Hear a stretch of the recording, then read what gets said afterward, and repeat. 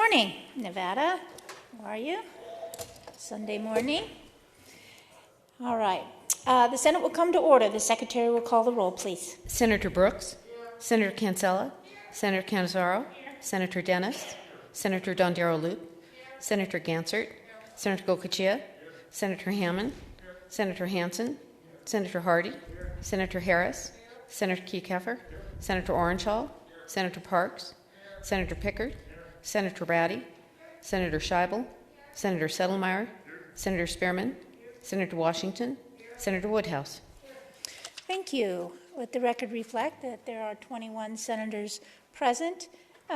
Please stand for the invocation by our very own Senator Joseph Hardy.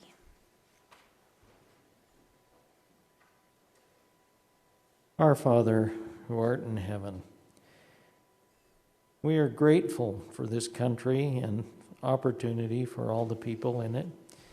We are grateful for this government, for and by the people. We are thankful for the conflicts leading to compromise and even consensus. We are appreciative of the safety that we have enjoyed. We're thankful that this opportunity that we have to develop our humility and our dependence on Thee, our higher power. Please hear our pleas that we might be considerate of the needs and trials of all people. We need Thy help for balancing the resources and needs of every demographic and every person. We know that Thou art aware of the pandemic. We pray that it might be ended through some of our own efforts and those of science.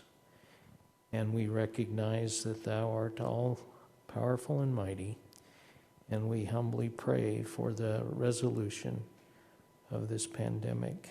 Please help us. We need Thee every hour. In the name of Thy Son and our Savior, amen. Thank you. Please remain standing for the Pledge of Allegiance. I pledge allegiance to the flag of the United States of America and to the republic for which it stands, one nation, under God, indivisible, with liberty and justice for all. Thank you. You may be seated. All right, order of business number 3, reading and approval of the journal. By previous order of the Senate, the reading of the journal is dispensed with, and the President and Secretary are authorized to make the necessary corrections and additions. Order of business number 12, second reading. Senate Bill number 2, introduced by Senate Committee of the Whole, revises provisions relating to peace officers. The people of the state of Nevada, represented in the Senate and Assembly, do enact as follows. Section 1 to Section 1. Thank you. Are there any amendments to the bill? There are none. Thank you. Senate Bill 2, ordered to the general file. Senate Bill number 3, introduced by Assembly Committee of the Whole, makes various changes relating to public safety. The people of the state of Nevada, represented in the Senate and Assembly, do enact as follows. Section 1 to Section 1. Thank you. Are there any amendments to the bill? There are none. Thank you. Assembly Bill 3, ordered to the general file. And that concludes order of business number 12. Thank you.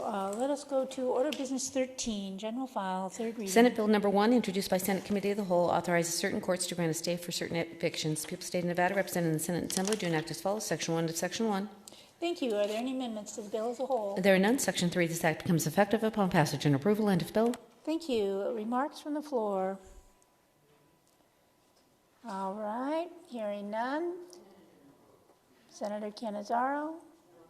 Senator Hansen. Never mind.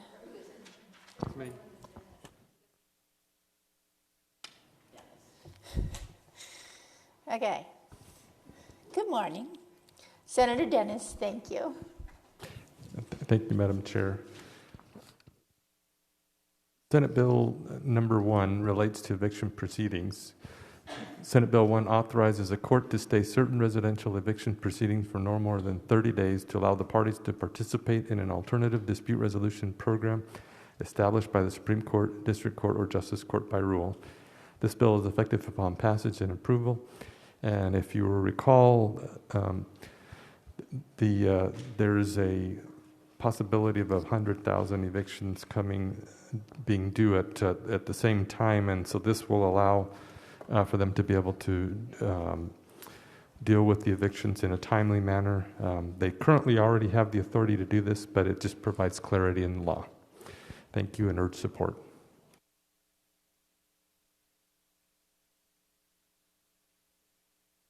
Thank you, Senator Dennis. Senator Pickard.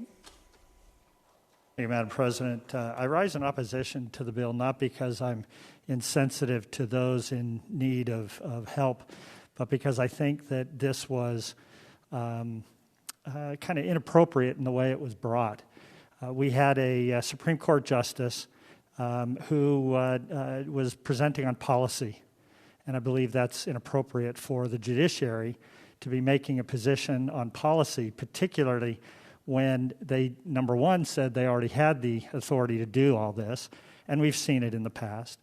And number two, that he couldn't answer critical questions because it would have created an opportunity for an advisory opinion, which the court is not allowed to do under their judicial ethics. They can't give us opinions or positions on particular policy choices. So as a result, the presentation was flawed. It was incomplete. We don't know what the unintended consequences are going to be. And I believe that this constitutes a taking under the Constitution, which means that we're depriving someone of their property rights without due process and without just compensation. So I think that this is a noble goal. I think that the courts do have the authority to do this on their own. I just think this is the wrong way to do it, so I will be a no on this. Thank you, Madam President. Thank you, Senator Pickard. Senator Hansen. Thank you, Madam President. In my freshman session in 2011, I was placed on a subcommittee by the Assembly Judiciary. In fact, I served with the senator from District 18 at that time and also the current speaker, and we set up the mediation program in conjunction with I think it was Chief Justice then, too, Chief Justice Hardy. And that was at that time especially urgent because there was a great deal of concern over banks foreclosing on people who were upside down on their mortgages. And now it's been over a decade, and those same mediation programs are in place. That, I think, is what the Supreme Court Justice was, in fact, referring to when he said he had the authority already. But we have a decade of information on what this actually does. And I think when we heard the testimony and the reasoning behind it, while I'm completely sympathetic, I think there's a false narrative in there in that we act like landlords are somehow anxious to kick people out when in fact it's the exact opposite. Landlords are desperate to get good tenants. And when tenants cannot consistently pay, I know for a fact that landlords typically do all they can to work with the people there because it's difficult to get good tenants. So, and what happens when you actually start using the court system to interfere with these processes? What it shows, and I think you can show very consistently, and that is it makes rent go up in the long run. It actually makes less housing available for people who want to rent or need to rent. And consequently, the poorer people in our communities actually forced to pay higher rates to offset the losses that occur when people are unable to pay their rent. So if we really truly wanted to help people in the long run, I don't think this is the right mechanism to do it. And as far as the bill being narrowly tailored, the bill is wide open. Section 1 essentially turns over and gives almost carte blanche authority to the court systems to set this thing up. Also, the 30 days in it, that sounds reasonable, except that's 30 days on top of what's already in the law that they can use. As I understand it, it's already up to 6 months that people can use various negotiation tactics to avoid paying rent or being evicted, and this adds an additional 30 days to that. So again, while I think that it is good and honorable to try to help people out, sometimes I think we actually make things substantially worse over the long run when we try to come up with these temporary legislative fixes for something that should just be worked out in the private sector as much as possible, make it as fair as it can, but we better look at the long-term consequences of these things, because there are many states that have tried very similar programs, and what you'll see very consistently is rising costs, less housing available, and less people willing to invest in rental housing. So with that, I would urge my colleagues to vote no on this bill. Thank you, Madam President. Thank you, Senator Hansen. Senator Gansert. Thank you, Madam President. I rise in support of SB1. COVID-19 and the resultant closures of many businesses across our state have put people in an extremely difficult situation, with many of them losing their jobs. Housing is a fundamental need, and it's clear the intent of this program is to bring landlord and tenants together in the near term and find a resolution. We also know that there's been $30 million of CARES Act money set aside to help tenants. So recognizing the strain on households and that we want to minimize homelessness, families' displacement from their homes, especially in the near term while we're facing extremely high unemployment rates, I'm going to support this measure because I think it will expedite the process of bringing landlords and tenants together and create an economic bridge for families so they can stay in their homes. Thank you. Thank you, Senator Gansert. Senator Hammond. Thank you, Madam President. I too, I struggle with the bill because it is something. I was on that same committee back in 2011 as my goatee sporting senator from the North.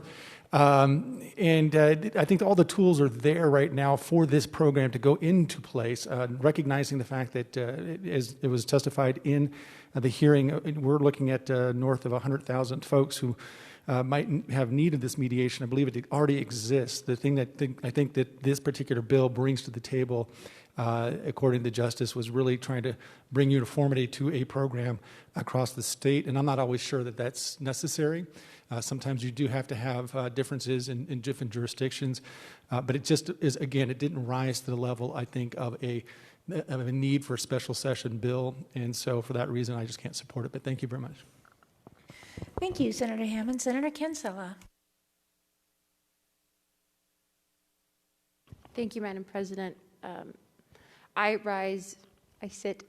speak in support of Senate Bill 1 this morning, and there are three things that I think are the reason for my support. The first is I have immense gratitude that this bill has been brought forward by a court that recognizes the need to move as quickly as possible to ensure that every Nevadan has the opportunity to stay in their home despite the economic hardships that have been created by this pandemic. What we know is that as folks lose their homes and have to look for new housing, they also incur dramatic changes to their lives, whether it's their kids losing the opportunity to be in the same school they've been in, the opportunity to be able to find new housing in an amount of time that doesn't lead to homelessness, that allows them to retain continuity. And that's important generally, but especially in this moment where we have a virus that spreads upon contact with others. Having a home, a safe place where you can safely quarantine is incredibly important. So now more than ever, housing is essential. And I'm grateful the court has created a program that would allow folks to keep their homes. The second is this bill allows for a program to be created whereby tenants can directly talk to landlords. In the state of Nevada, we have a lot of out-of-state landlords. We have a lot of folks who deal directly with property management companies who don't necessarily deal directly with an individual that lives a couple of miles down the road and owns the property. Having the authority for tenants to be able to speak directly to their landlord about a repayment plan, about opportunities to keep their home, with a trained mediator that can direct that conversation to be focused, to be direct, and to lead to positive outcomes for both parties is important. That's what this bill does.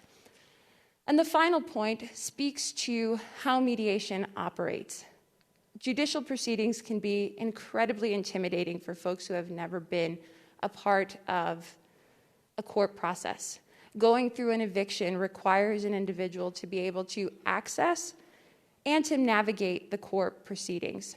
Mediation takes that process into a much more manageable setting, into a setting where people can bring forward themselves without necessarily needing legal representation, where they can have conversations without being in front of a judge, and being able to operate and talk about the need for housing in that setting, to explain yourself, explain why there hasn't been payment on time, but why there will be payment on time in the future, as an example, allows for tenants to speak directly to the situation they're facing, and for landlords to explain their side and why it's so important for them to receive payment on time or for them to be able to speak to the tenant about issues they've been facing. It's a good program that is important generally, but right now, where we see over 100,000 Nevadans prone to potentially lose their homes, it is essential, and I would urge this body to vote in support.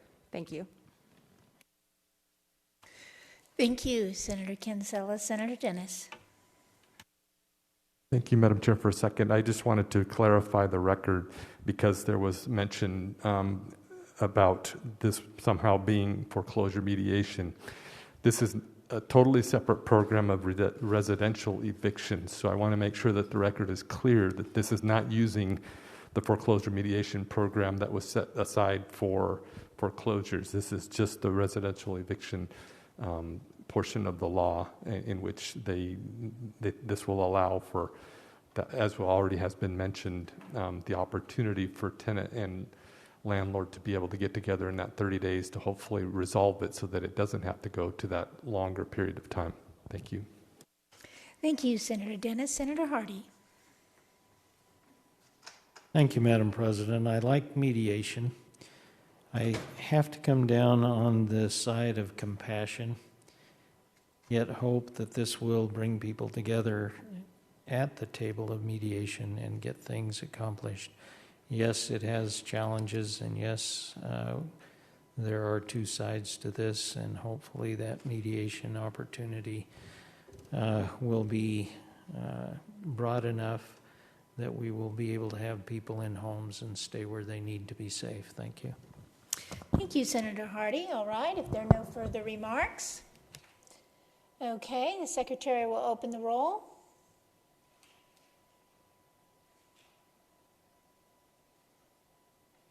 All right, looks like everyone's voted. Does anyone wish to change his or her vote? Okay, Secretary will close the roll. The vote on Senate Bill 1 is 18 in favor, 3 against. The bill, having received a constitutional majority, is declared passed. Order to the Assembly. Assembly Bill Number 1, introduced by Assembly Committee of the Whole, ratifies certain technical corrections made to NRS and statutes of Nevada. The people of the state of Nevada, represented in the Senate and Assembly, do enact as follows. Section 1 to Section 1. Thank you. Are there any amendments to the bill? There are none. Section 8. This act becomes effective upon passage and approval. End of bill. Thank you. Senator Woodhouse. Thank you, Madam President. Assembly Bill 1 makes various technical corrections to legislation passed during the 2019 regular session. The bill amends provisions in AB 431, which is now in Chapter 255, Statutes of Nevada 2019, to clarify that the right to vote is immediately restored to a person who is placed on probation, granted parole, or granted a pardon. The bill also clarifies that a person's right to vote may only be suspended if the person is incarcerated, and that the right to vote is immediately restored to any person convicted before the effective date of AB 431 who is not incarcerated and who has not already had his or her right to vote restored. This bill also amends provisions in Senate Bill 151 in Chapter 600, Statutes of Nevada 2019, concerning applicable time periods within which a tenant who is in default on payment of rent must pay the rent or surrender the premises. Finally, the bill amends provisions in Senate Bill 161, Chapter 611, Statutes of Nevada 2019, to include the word business within the phrase internet lender, to clarify that an internet business lender, which is defined as a person who makes business loans exclusively through the internet, is subject to the applicable provisions of law regarding licensing and the conduct of certain business.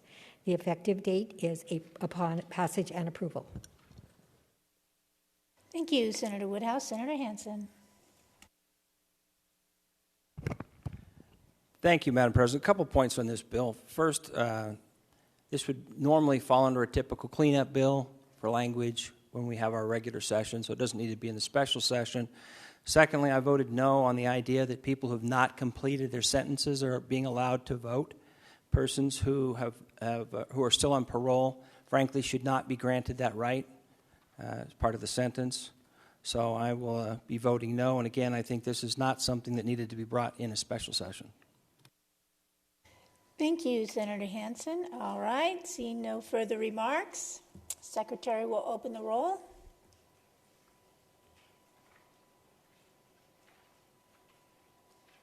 Okay, looks like everyone's voted. Does anyone wish to change his or her vote? Okay, Secretary will, Secretary will close the roll. The vote on Assembly Bill 1 is 18 in favor, 3 against. The bill having received a constitutional majority is declared passed. Order of the Assembly. Assembly Bill number 2, introduced by Assembly Committee of the Whole, revises and clarifies provisions relating to the Legislative Department of State Government. The people of the state of Nevada, represented in the Senate Assembly, do enact as follows. Section 1 to Section 1. Thank you. Are there any amendments to the bill? There are none. Section 26 is Act becomes effective upon passage and approval. End of bill. Thank you. Senator Washington.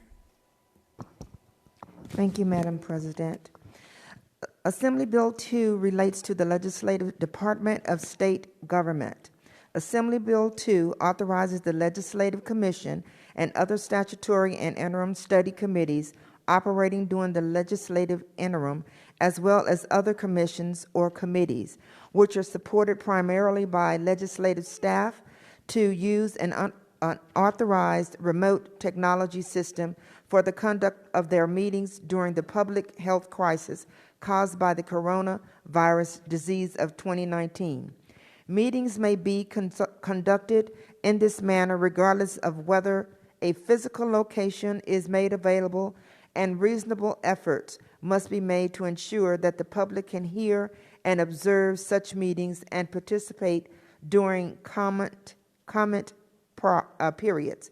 Finally, AB 2 declares the disruption, obstruction, or interference of a remote technology system as interfering with the legislative process.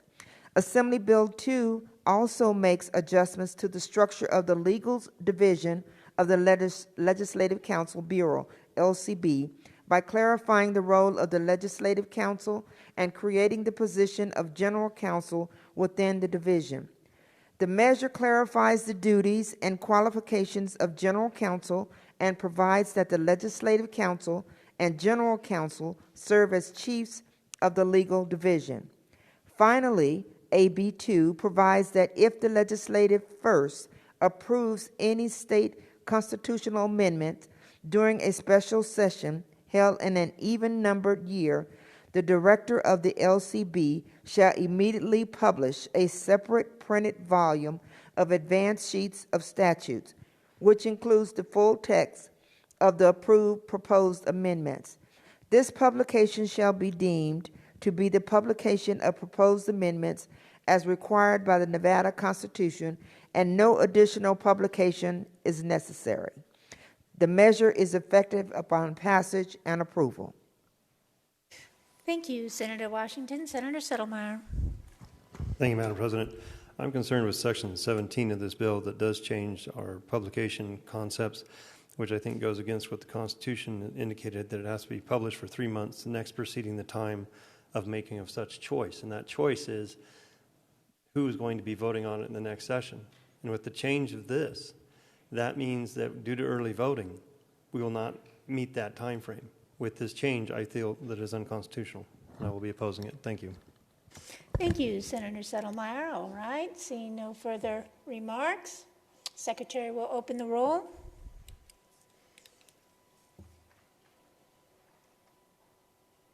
Okay, looks like everyone's voted. Does anyone wish to change his or her vote? All right, the Secretary will close the roll. The vote on Assembly Bill 2 is 15 in favor, 6 against. The bill having received a constitutional majority is declared passed. Order to the Assembly. Assembly Bill number 4, introduced by Assembly Committee of the Whole, revises provisions relating to elections. The people of the state of Nevada, represented in the Senate Assembly, do enact as follows. Section 1 to Section 1. Thank you. Are there any amendments to the bill? There are none. Section 88, subsection 2, end of bill. Thank you. Senator Orenshaw. Thank you, Madam President. Assembly Bill 4 provides for the conduct and operation of elections in Nevada during a state of emergency or disaster declaration as proclaimed by either the governor or by resolution of the Nevada Legislature.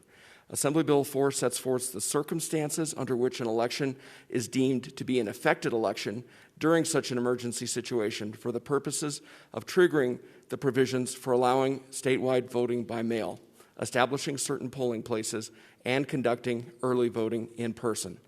During an affected election, every active voter must receive a mail-in ballot A minimum number of polling places for early voting must be established, and polling places for the purposes of registering to vote and voting on Election Day also must be available under the bill. The bill sets forth the contents of the mail-in ballot and specifies that a mail-in ballot must be postmarked on or before the day of the election and received by the county election office no later than 5 p.m. on the 7th day following the election in order to be counted. Each county or city election officer must also establish at least one location in the jurisdiction where mail-in ballots can be delivered by hand and collected during the period for early voting and on Election Day. The bill allows a voter to authorize any person to return his or her absent ballot or mail-in ballot to the county or city on behalf of the voter and prohibits such a person from willfully failing to return such a ballot and provides a Category E felony should that happen. Assembly Bill 4 also sets forth the procedures for verifying and processing mail-in ballots and absent ballots, including the review of a voter's signature on the mail-in and absent ballots and the counting of mail ballots by electronic means.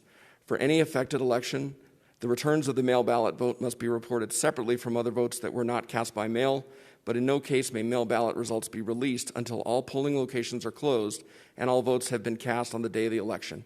Finally, county election officials must develop a procedure to ensure that each mail ballot is kept secret. I urge this measure's support. Thank you, Senator Orenshaw. Senator Settlemeyer. Thank you, Madam President. I have to object to this bill in many points. I don't know where to begin, so I guess we'll just begin at the beginning. The bill discusses the concept of affected elections. An affected election, according to this bill, is any election where an emergency has been declared in March or July. Yet during testimony, we had asked, when does an emergency end? When does a declaration of an emergency come to an end? And it was indicated that until the governor or the legislature declares it's over, it's never ending. That means that, simply put, if we never get out of the emergency, all elections from this point forward will go down as affected elections, which then brings forth the whole concept that vote by mailing compromises the concept of a secret ballot. It's always been known that you walk into the ballot box, it's your own opinion. No one's going to influence you. I have children that sometimes have widely different views than mine, and I don't always agree with them. Now you're saying that parents and children will be sitting there together, and that child may not have the opportunity to vote as they wish because they're going to feel influenced because their parent will be looking over their shoulder potentially. And what about someone that may not have the same viewpoint in an elder situation? Same situation. They want to have their own ability. And I think that's just unconscionable to have a situation where we're going to not allow people to have the sanctity of the ballot box. Another aspect that came up is this will prolong voting by weeks. Not voting, I apologize. This will prolong the ability to get the count. We will not know who the winner is in some of these cases for weeks. I don't necessarily want to be the hanging Chad situation of Florida and not know the leader of the free world for weeks because we haven't figured it out yet. And I think that bill does just that. The other thing that came about was this whole concept that for 15 days prior, we're going to allow the individuals to start counting the ballots. But I'm sure they'll not tell anyone what's going on in these elections. That bothers me. You look on the very front of this bill. It contains an unfunded mandate. At a time when these counties still haven't got their CARES Act funds. They have not received those funds. They're in desperate economic times, as we all know, after coming out of the last special session, dealing with the economic aspects of this. Now we're telling them they're going to have another unfunded mandate on top of this? I can't do that. Then we get to the section where we're eliminating, getting away, throwing away all aspects that this body has done to prevent ballot harvesting. Richard Kalani put in the bill that discussed the concept that it should only be a family member. And very compelling testimony, if you go back and look at that testimony, that those are the people that you trust to turn in your ballot, a family member. The state has default absentee ballots as it is now. We don't need to mail everybody a ballot. If you want an absentee ballot, you just simply contact the Secretary of State's office or your county registrar, and you can be mailed the absentee ballot. Why go through the aspect of sending it out to everyone? We've seen numerous studies that showed that the mail loses things.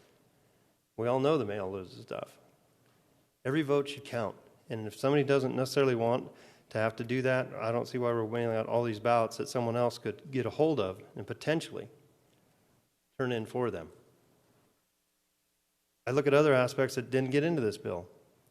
In our current law, we have a situation where if you want to go pick up 50 registrants, if you want to pick up more than 50 to let people register to vote, we said, wait, we need to have your name because we need to make sure that you're not going to tamper with that election.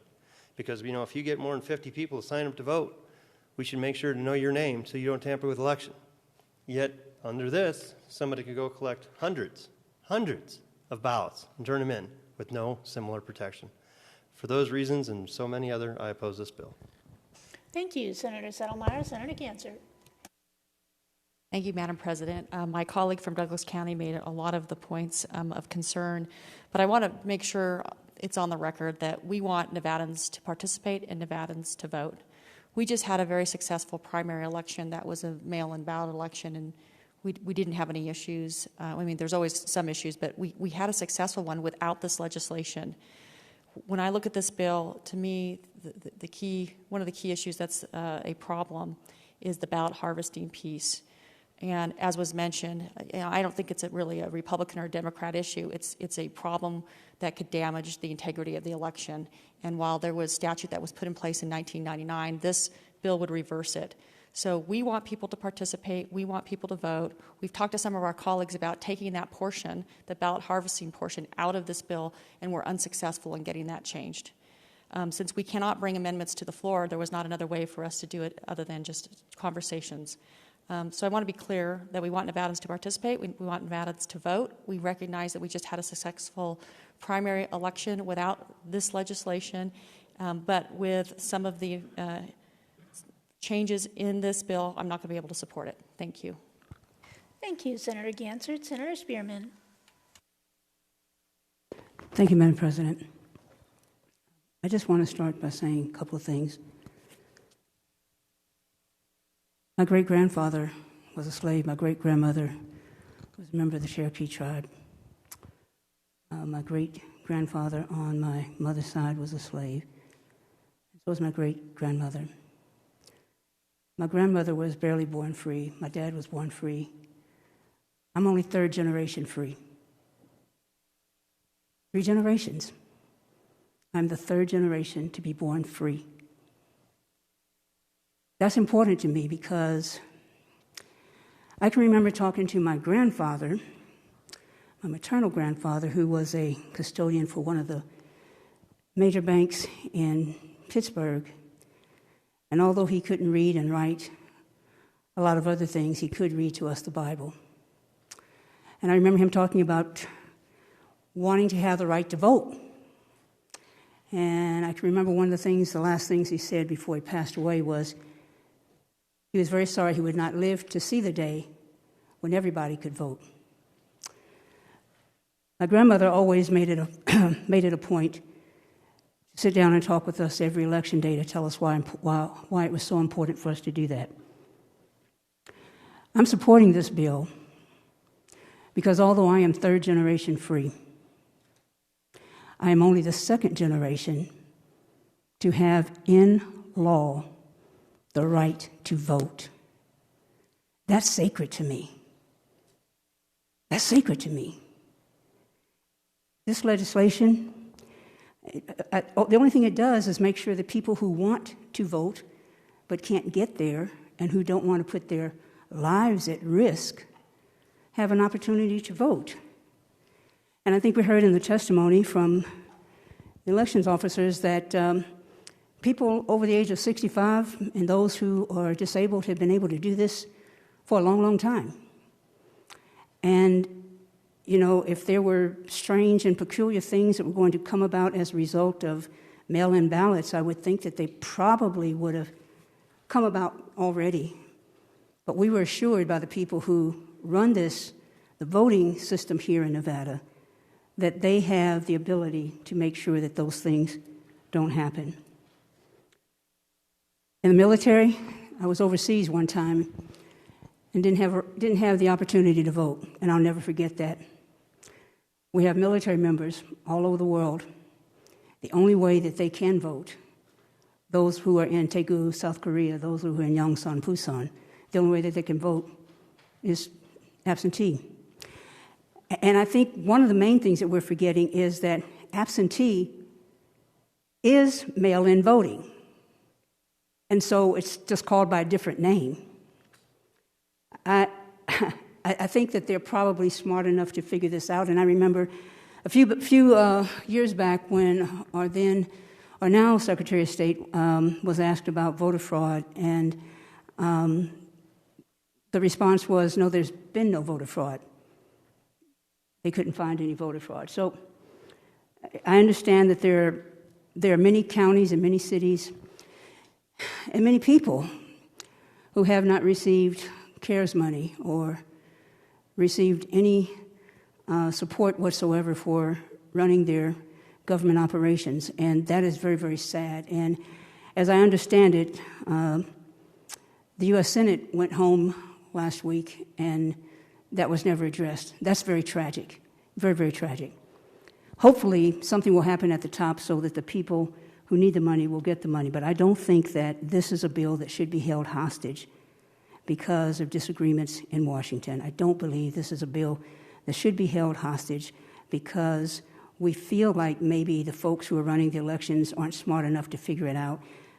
This is a bill for many people like me who are just third generation free.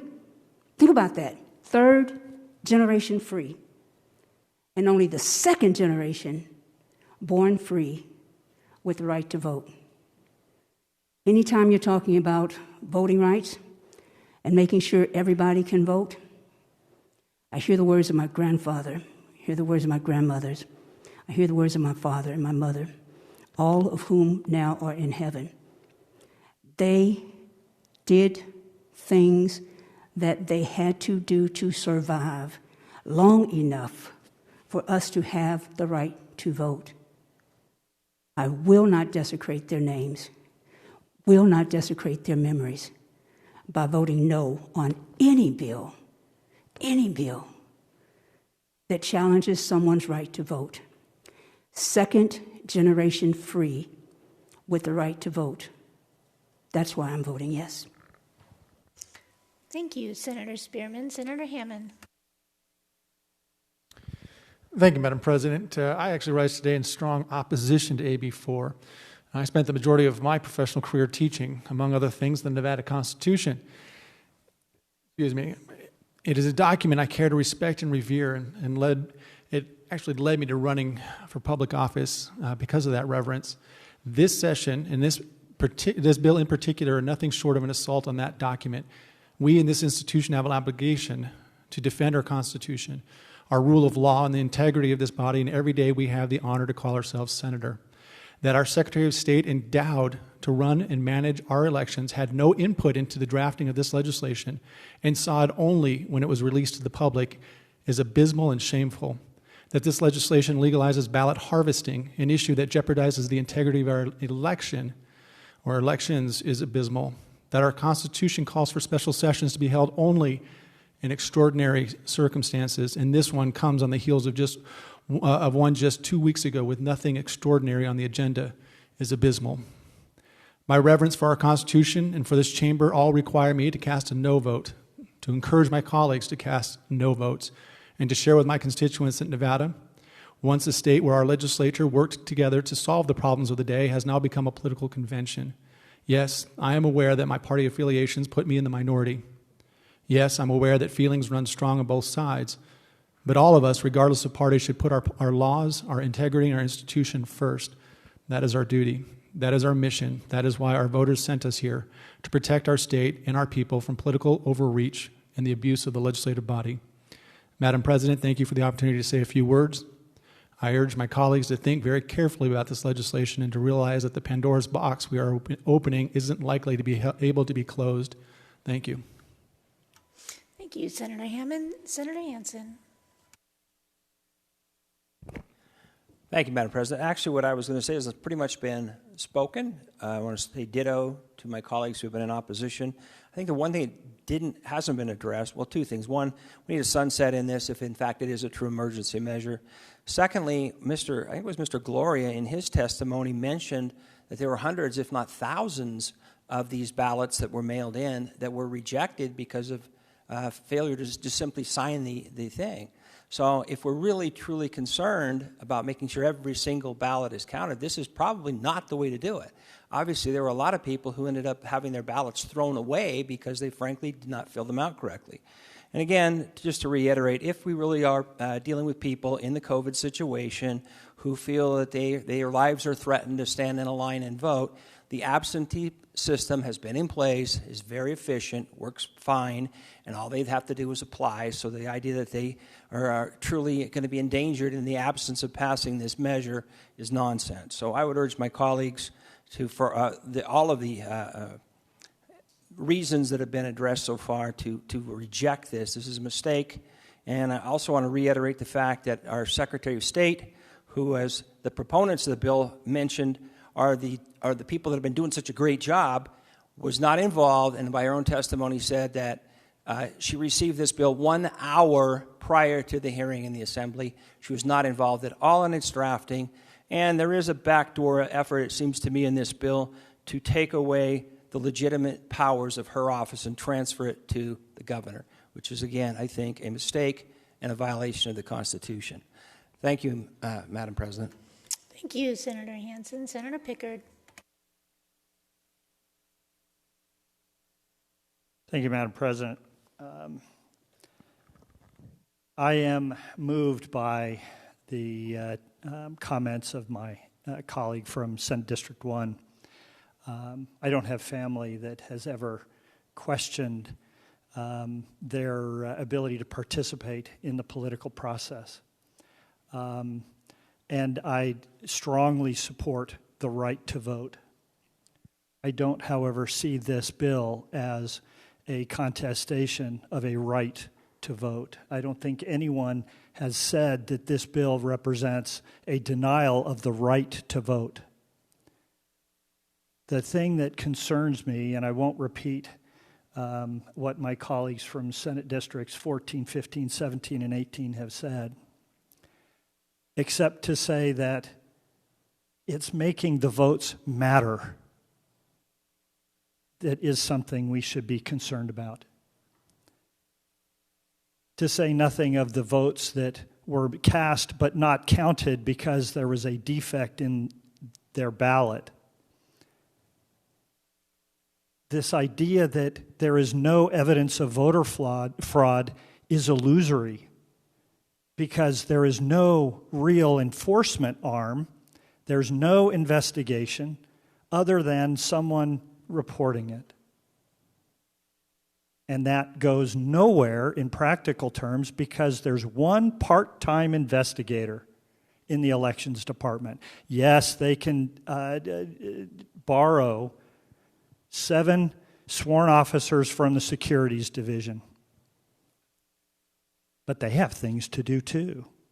Are we saying that we will suspend any investigation of any securities problems? Of course not. Those go on.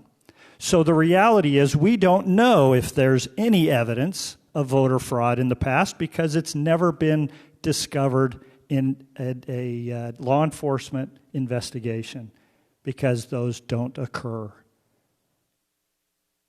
This idea that we are disenfranchising anyone is a canard. We have absentee voting accessible every day. At any time during the year, someone can request their ballot. And I voted from outside the country. I spent a couple years in Japan, and I voted from Japan. I know what that's like. And because I've lived overseas in a friendly environment, I know how valuable our freedoms here are. So this idea that we need to encourage by allowing those that would threaten the integrity of our votes simply because the politics looks good is just offensive to me. We need to uphold the Constitution. We need to defend the Constitution and the integrity of our votes. Because if we don't defend that most fundamental element of our democracy, then the rest of it loses its foundation and crumbles. I urge my colleagues to vote no. Thank you, Madam President. Thank you, Senator Pickard. Senator Ratty.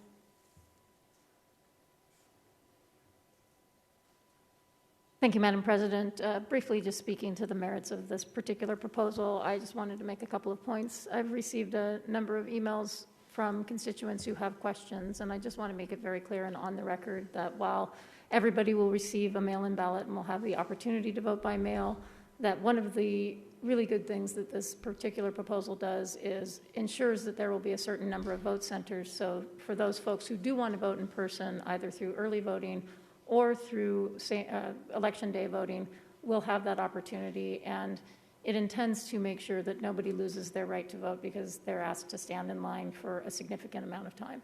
I think that that's an important piece of this proposal that may have been maybe being overshadowed in the debate that we're having on the floor today. So I just want to make sure that that is on the record.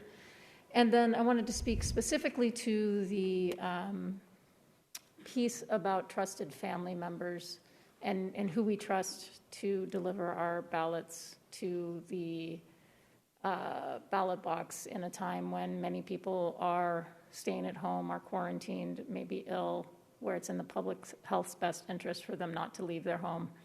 I'm so very fortunate, and I've said this before, to have been adopted, and I feel like I won the lottery, and I'm in a family where I do have that loving and trusting relationship.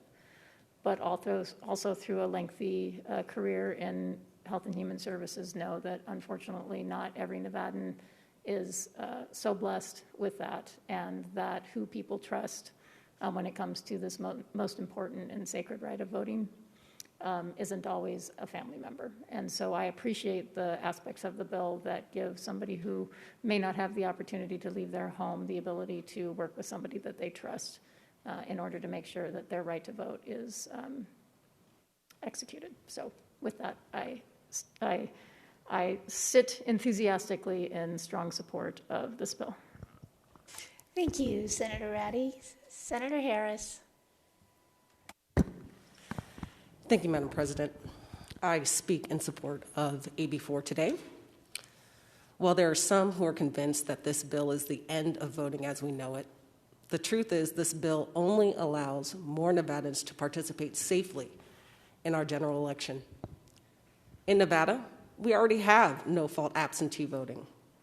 In fact, 2/3 of all states in this country have no-fault absentee voting. That means that any person can already request that an absentee ballot be sent to their home for any reason.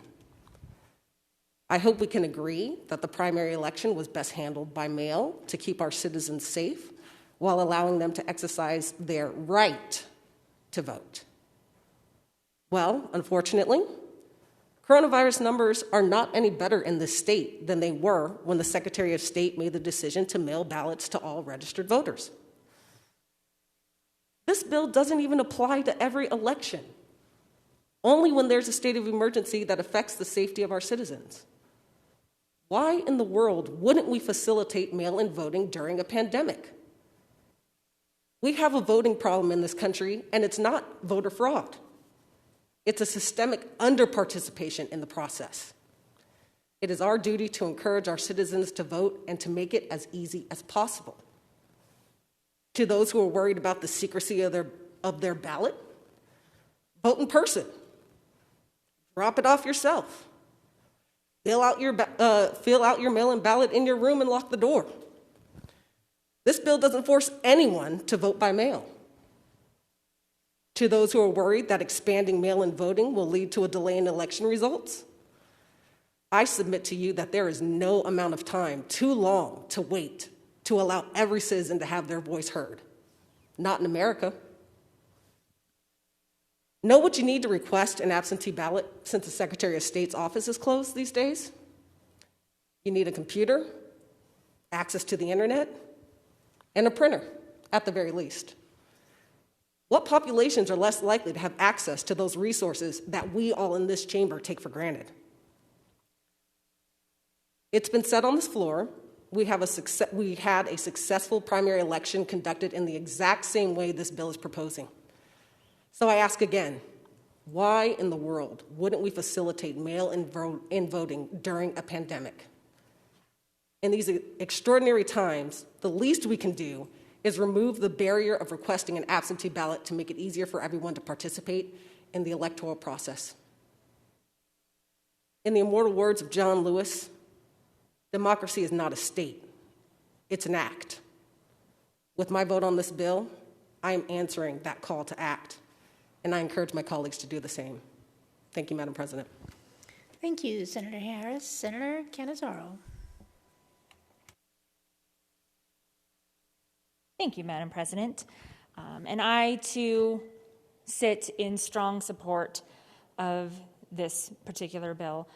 I think what is important to note is that the right to vote is, in fact, a constitutional right, and a sacred one at that, and something that we should be doing everything we can to protect, like so many other rights in the Constitution. And I think rightly it has been noted that this constitutional right to vote, as originally in the Constitution, also required several other constitutional amendments for many people to not question whether or not they could vote, but to be given the right to vote. This legislature in the last session was the first legislature to have a majority female makeup and a majority of females serving in the legislature. And like many other individuals, most of us who filled that bill had to fight to have the right to vote. And what threatens that right, the right that we should be protecting, the right that so many people have fought so that everyone who is in this chamber, everyone who wishes to vote can vote, is that there is a pandemic on our hands. Now, earlier this year, there was a primary election that took place, and that election was done by mail-in vote.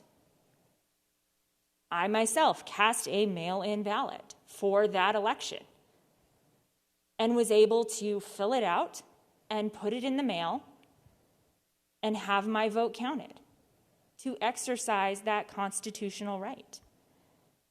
We should be doing everything we can to allow people to vote and to vote safely. And what this bill is not, what this bill absolutely is not, is an opportunity to create fraud in our elections or to allow for ballot harvesting. That is not what this bill is.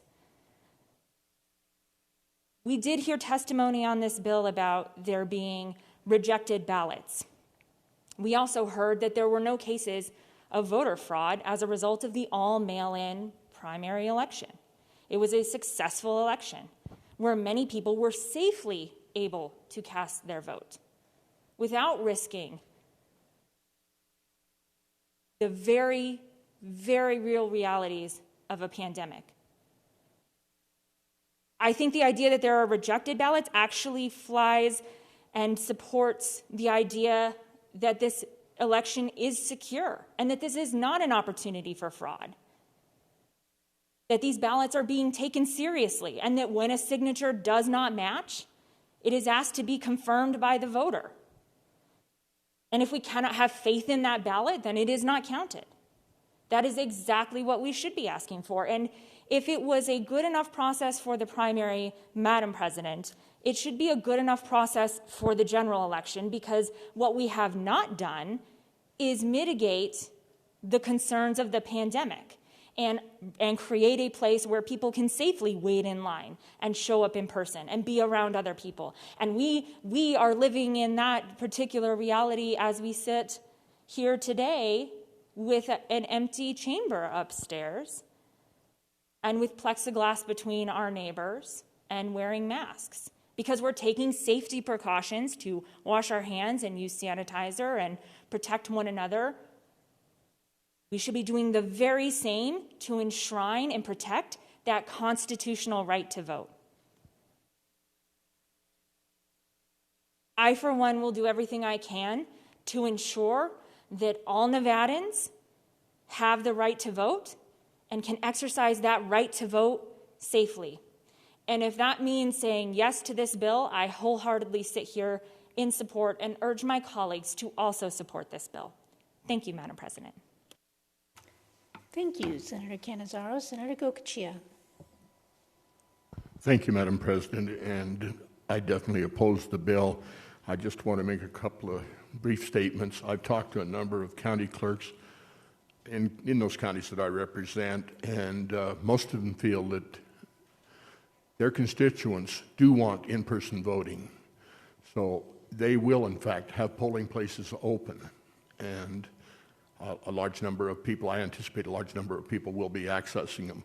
I did confirm, and for the record, I want to make sure it's on the record, when we talked about the affidavit that you would have to sign when you went to the polling place, if you didn't bring your ballot in and ask for in-person vote, a ballot to be issued to you there that day, or that you could in fact use on the machine, that affidavit is truly only an affirmation, and it doesn't require a notary. We were a little concerned that maybe you'd have to go in, get your affidavit notarized, and really bog the process down. So with that, I anticipate in a lot of the smaller jurisdictions you will see that people continue to vote as they always have. No, they don't like, and they would not accept a complete mail-in mandate. The only other thing I am concerned about is some of the discrepancies, and there were some that we saw in the primary, aren't exploited to where we truly have a general election that becomes fraudulent. Thank you, and I urge my colleagues to not support this bill. Thank you. Thank you, you, Madam President. Senator Gocochea. Senator Hardy. Thank you, Madam President. I think we're talking about two different things. There is a right to vote that should and will be protected, and there is a right to have my vote counted. So when we look at the 6,700 some odd votes that were cast out because of some circumstances of where they signature, etc., how many of those actually were cast out and so a vote wasn't counted? So there are two different things, the right to vote and the right to have your vote counted. And then we're looking at, in this bill, different circumstances and problems. We heard testimony that you don't have to have an internet connection to ask the Secretary of State for a absentee ballot. If you have, a phone, you can call them up and you can request an absentee ballot. Speaking of Secretary of States, we've had 3 that I'm aware of, female secretaries of state. So the gender thing about voting, I'm not sure where that comes from, but bottom line is we have come a long way, baby, in allowing people to not just vote, but to be the recipient of voters voting, and to be in this body and every other body that we have in the state. So we can telephone, we can get our absentee ballot, we have the right to have our vote counted, and when we start looking at the reality of votes counting, that is just as important as, quote, the right to vote. I'm concerned about the confidentiality. We have a right to vote confidentially. So when we have somebody volunteer, however you want to say that pejoratively or not, volunteer to do the helping, quote, helping, unquote, someone vote, how many times is that person going to help somebody vote?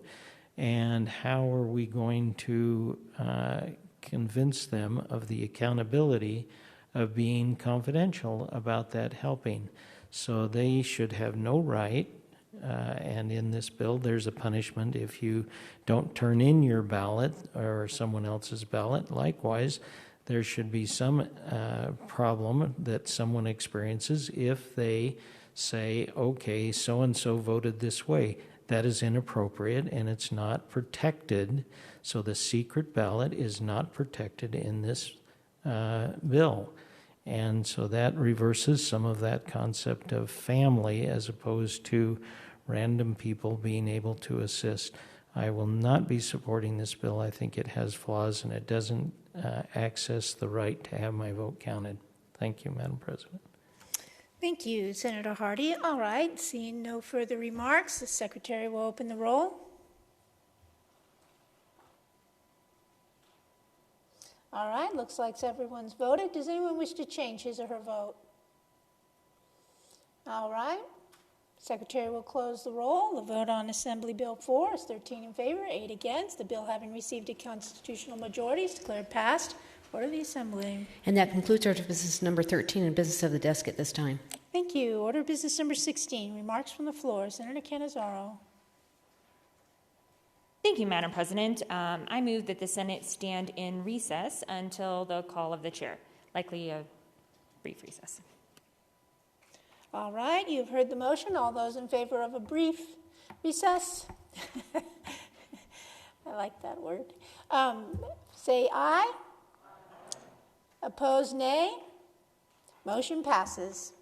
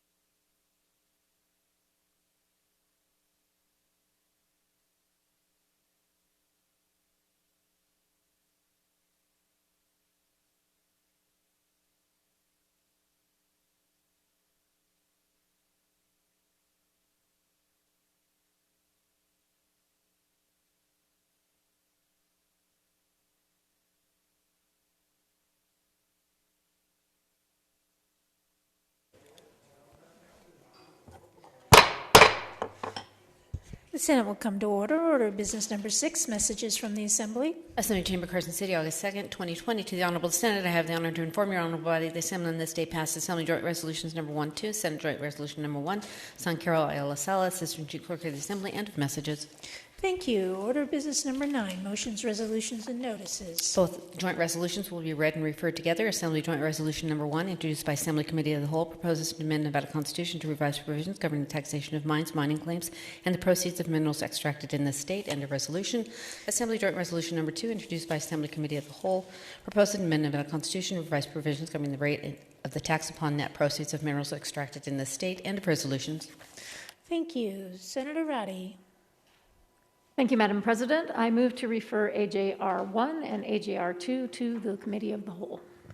Thank you. You have heard Senator Roddy refer AJR 1 and AJR 2 to the Committee of the Whole. Any objections to the referral? If not, so ordered.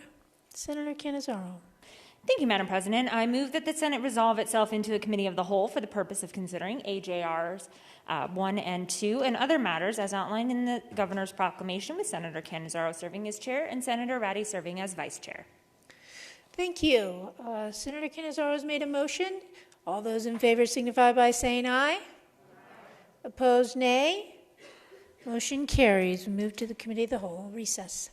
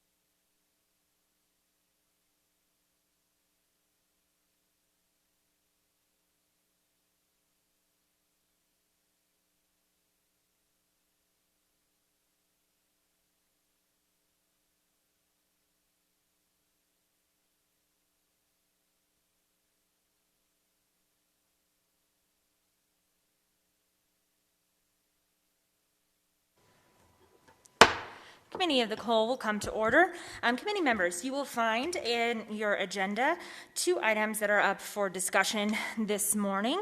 The first being AJR 1, which proposes to amend the Nevada Constitution to revise provisions governing the taxation of mines, mining claims, and the proceeds of minerals extracted in this state.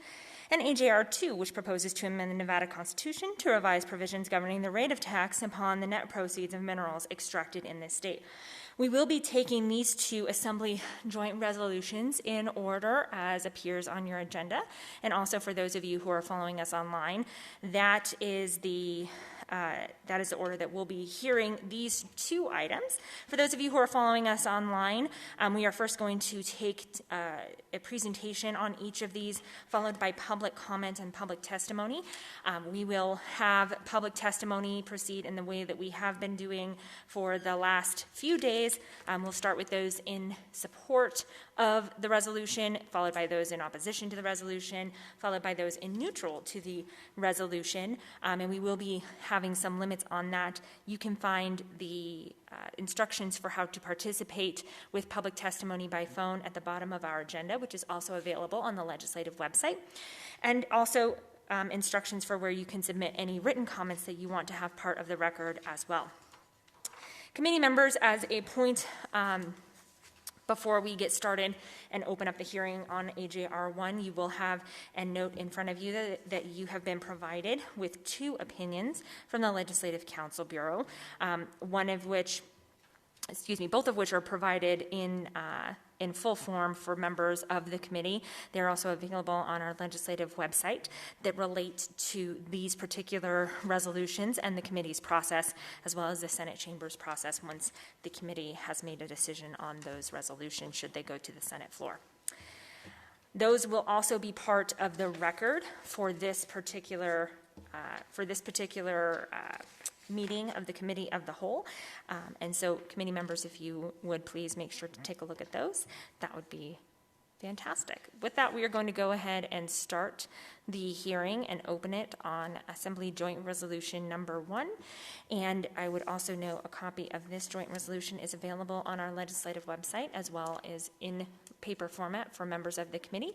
We are lucky to be joined today by our wonderful and very astute staff at the Legislative Counsel Bureau. We have with us, joining us remotely, Russell Gindin from our Fiscal Analysis Division, as well as Brian Fernley, our Legislative Counsel, to help walk us through this bill, and then we will open it up for questions from members of the committee.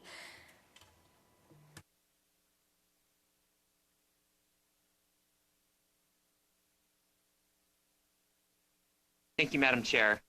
This is Brian Fernley, Legislative Counsel. I first want to disclose that as nonpartisan staff for the legislature, I neither support nor oppose any particular piece of legislation. I am here merely to present the bill and walk through the provisions contained in the bill. Assembly Joint Resolution number 1 proposes an amendment to the Nevada Constitution to revise provisions governing the taxation of mines, mining claims, and the proceeds of minerals extracted in this state. In most aspects, the provisions of AJR 1 are similar to the provisions of SJR 1, which was recently heard and passed by the Senate. The exception being the manner in which the proceeds of the proposed tax on the gross proceeds of minerals is distributed. So I'm going to provide a brief overview of the bill. The constitutional amendment proposed by this resolution, I think, can be identified as doing 5 separate things. First, it would state in the Nevada Constitution that the legislature shall provide by law for the taxation of mines, mining claims, and the proceeds of the minerals extracted in this state, which would have the effect of giving the legislature the authority to enact laws to impose taxes on mines, mining claims, and the proceeds of minerals extracted. Second, in addition to such taxes as may be imposed by the legislature, the proposed constitutional amendment would impose a tax on the gross proceeds of minerals extracted in this state. The tax would apply to the proceeds of minerals extracted in this state during the calendar year beginning January 1st, 2023, and each calendar year thereafter. The tax rate would be 7.75% of the gross proceeds of the minerals extracted in this state during the calendar year, unless the legislature changed that rate in accordance with the procedures that I will describe next. Under this proposed constitutional amendment, a provision of a bill increasing the rate of this tax or otherwise providing for the taxation of mines, mining claims, or the proceeds of minerals in a manner that created, generated, or increased public revenue would not require passage by a 2/3 vote of the legislature.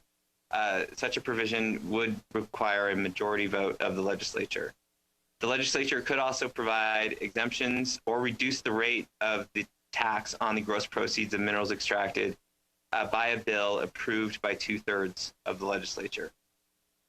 Third, the constitutional amendment proposed by this resolution would remove two provisions of the Nevada Constitution relating to the distribution of the proceeds of the current tax on the net proceeds of minerals extracted. The proposed amendment would remove a requirement that the legislature appropriate to each county an amount equal to the property tax rate imposed in the taxing district of a mining operation multiplied by the net proceeds of that mining operation. The proposed amendment would also remove provisions requiring counties to allocate that appropriation among the governmental units and districts in the county in the same proportion as those entities share in the property tax collected in the county. The removal of these requirements would mean that the legislature would have the discretion to determine by law the manner in which the proceeds of the taxes on mines, mining claims, and the proceeds of minerals are distributed to counties and local governments.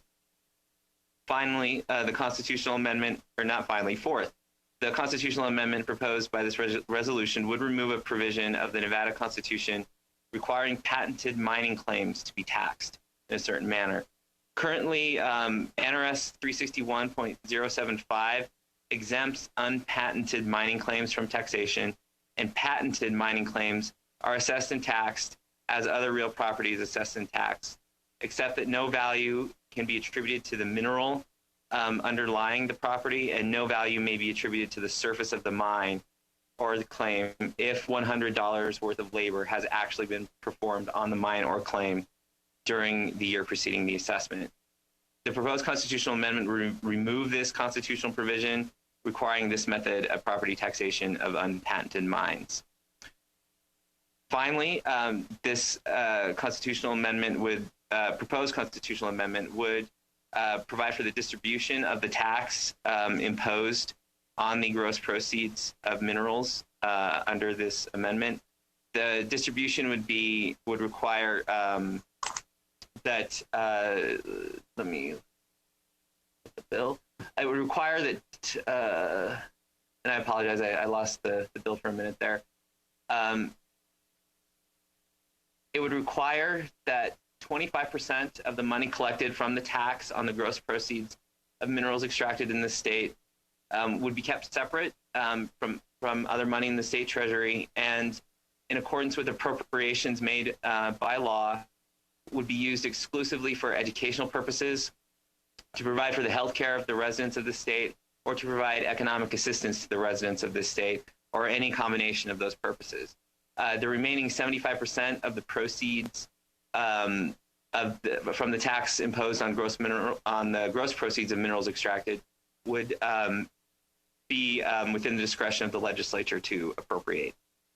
And I just want to note that if this joint resolution is approved by the legislature during this special session, it must be submitted to the next legislature, which would be either the 2021 legislative session or a special session held where the legislature consists of the group of legislators elected at the 2020 election. If approved again by the next legislature, the proposed constitutional amendment would be submitted to the voters and become effective only if a majority of the voters vote in favor of the amendment. Thank you, and I'm happy to take any questions.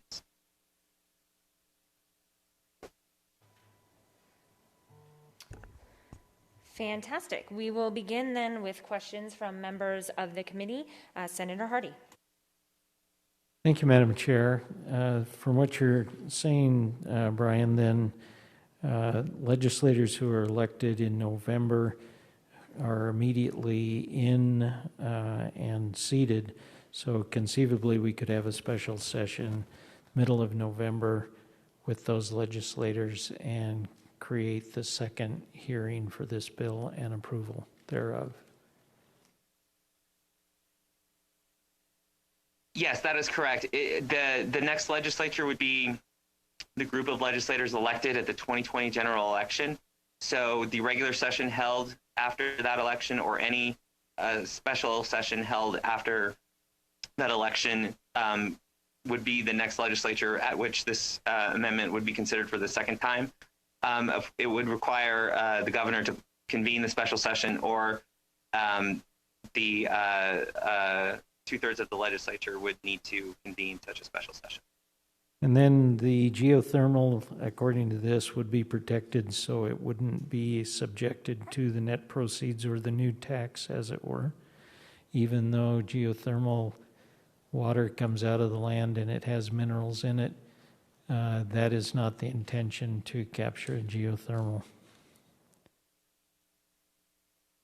Yes, the legislature would have the discretion to tax geothermal in a different manner, or it would also have the discretion to tax it in the same manner. Under current statutes, geothermal is treated as a mineral subject to the tax on the net proceeds of minerals.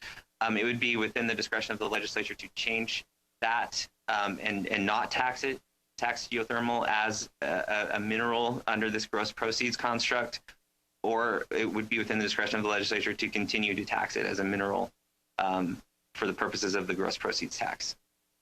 Thank you.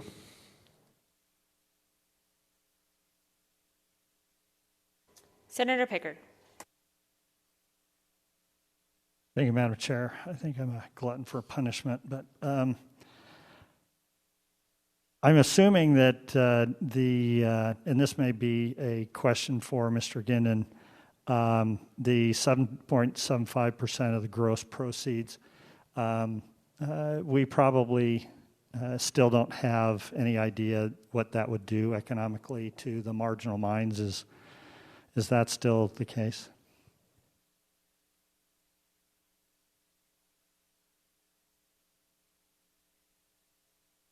For the record, Russell Guinan, Principal Deputy Fiscal Analyst with the Fiscal Analysis Division, Legislative Council Bureau. Yes, I mean, because I won't know, as your economist, clearly imposing this tax could have effects on the mining operators, but I don't know how I would be able to determine that till it's actually in place, and then seeing what adjustments that they would have to do and which ones may be significantly adversely affected and other ones would not.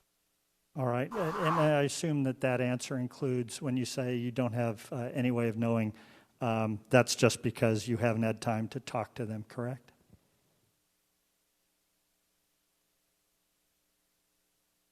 It's just that I'm not of that industry, so yeah, I don't have available to me the ability to go contact all the different mining operators and find out how this tax may affect them.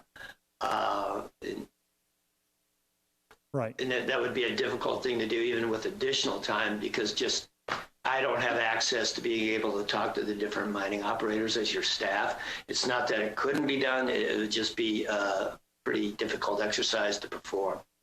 Sure, and I understand that. I would imagine that if we were to convene a meeting where they were all at the table, that we could do that. And then, Mr. Finley, let me just follow up on my colleague's question. When we're talking about the ability of the next legislature to step in on a special session, convene for the purpose of just making sure that we can do this on a sped up time frame, is there any example, is there any precedent for this kind of constitutional roughshod in our history or in the history of any state in the union that you're aware of? I will take a look at, there are a couple of constitutional provisions that come to mind, and I would have to go back and look at how those were enacted. But I could get back to you after I look at some previous constitutional amendments and get it to you and let you know the answer to that. Off the top of my head, I can't come up with an example, but I can look up some previous constitutional amendments and see whether that in fact happened. Well, where I'm going with that is I was under the impression that we deliberately made it difficult to run these kind of things through within a period of a year because we wanted to make sure that we had time to vet what we're doing in our constitutional document, in our foundational document. taking the time of 2 or 3 years to do this was an advantage. And if that's the case, I'm wondering what the legal precedents, if there is one. Certainly, I don't see the legal justification, but if there's a legal precedent in our past or in any other state, because then that will beg the question, how did that turn out? I think this is a monumental mistake. Thank you, Madam Chair. And Madam Chair, this is Brian Fernley with the Legislative Council Bureau. I looked back at some constitutional amendments, and Article 10, Section 5, which is the current provision governing the net proceeds of minerals, was proposed and passed by the 1987 legislature, and it was agreed to and passed again by the 1989 legislature, and it was actually then immediately submitted to a special election that was held on May 2nd, 1989. So that process was approximately 2 years for the current provision of the Constitution related to mining to be enacted. But to make sure the record's clear, that's less than the 1 year that this would take if we actually did that, correct? If the legislature were to pass the proposed amendment the first time at this special session, and then the next legislature, yes, I mean, they could provide for the amendment to be placed on the 2022 ballot, or they could have a special election before the 2022 election to place this before the voters. Thank you, Mr. Fernley. We really appreciate you being able to do such quick and speedy research, and appreciate your willingness to answer all of our questions. And I would just remind members of the committee, please make sure that you are recognized by the chair as we are moving on to additional folks to ask questions. Senator Gocochea. Thank you, Madam Chair. And this question is for Mr. Gendon. I've never really dealt much with and I'll get my mask up so I look a little better. Can't get any worse. Anyway, Mr. Gendon, on the geothermal side, I'm not real sure. I've never dealt with it as I was a county commissioner, and not real sure. How do you assess the net proceeds to geothermal? Clearly, the product is electrons, and they lose their identity the minute they hit the wire. So I'm assuming they're being that's assessed at that point. But how does that work? And then how does the infrastructure on top of the ground, I assume that is taxed as a personal property? For the record, Russell Gendon, Senator, I would have to probably also honestly fess up that I am not an expert on the geothermal taxation. I would assume, and I can try and look into that here in terms of pulling up the information that the Department of Taxation provides to geothermal for the purposes of filing their net proceeds of minerals tax return. But it would seem to me that there has to be the construct of they're selling the geothermal proceeds in a sense, and thus the value to that is the gross proceeds. And then they get the same statutory deductions that the other non-geothermal types of mining get. So I know that is not a definitive answer for you, but it would work the same way for geothermal in terms of the deductions that they would be allowed to take against that gross proceeds. It's just the gross proceeds that is a little unclear to me. Then, yes, it would be my understanding that the equipment and that the infrastructure would be personal property that would be subject to the property tax in terms of being assessed. Madam Chair, I think this is going to be an ongoing debate as we look at these bills and through that. So if Mr. Gendon could at least kind of come up with something, and because this is a committee, just at least a limited breakdown on how geothermal is taxed, and if it is, how much different it is from the, say a true gold mining or any other mining operation, because, over the years, I think there is a big difference. So thank you, and it's going to be a continued dialogue. Thank you, Madam Chair. Any additional questions? Madam Chair, I will try. Sorry, go ahead, Mr. Sorry, David. Madam Chair. I will try and look into that information for the senator. I think, again, it may be worth noting, as Mr. Fernley had stated, that, geothermal is currently, as a legislative decision, taxed like the mine's non-geothermal operations.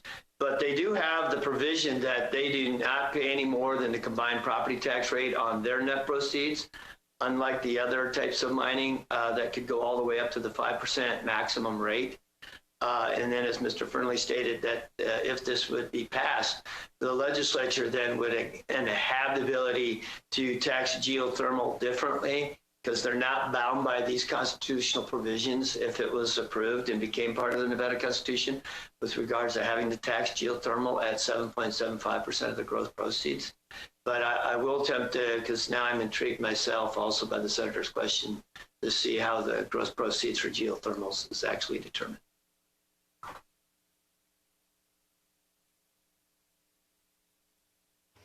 Thank you. Any additional questions from members of the committee? Senator Brooks.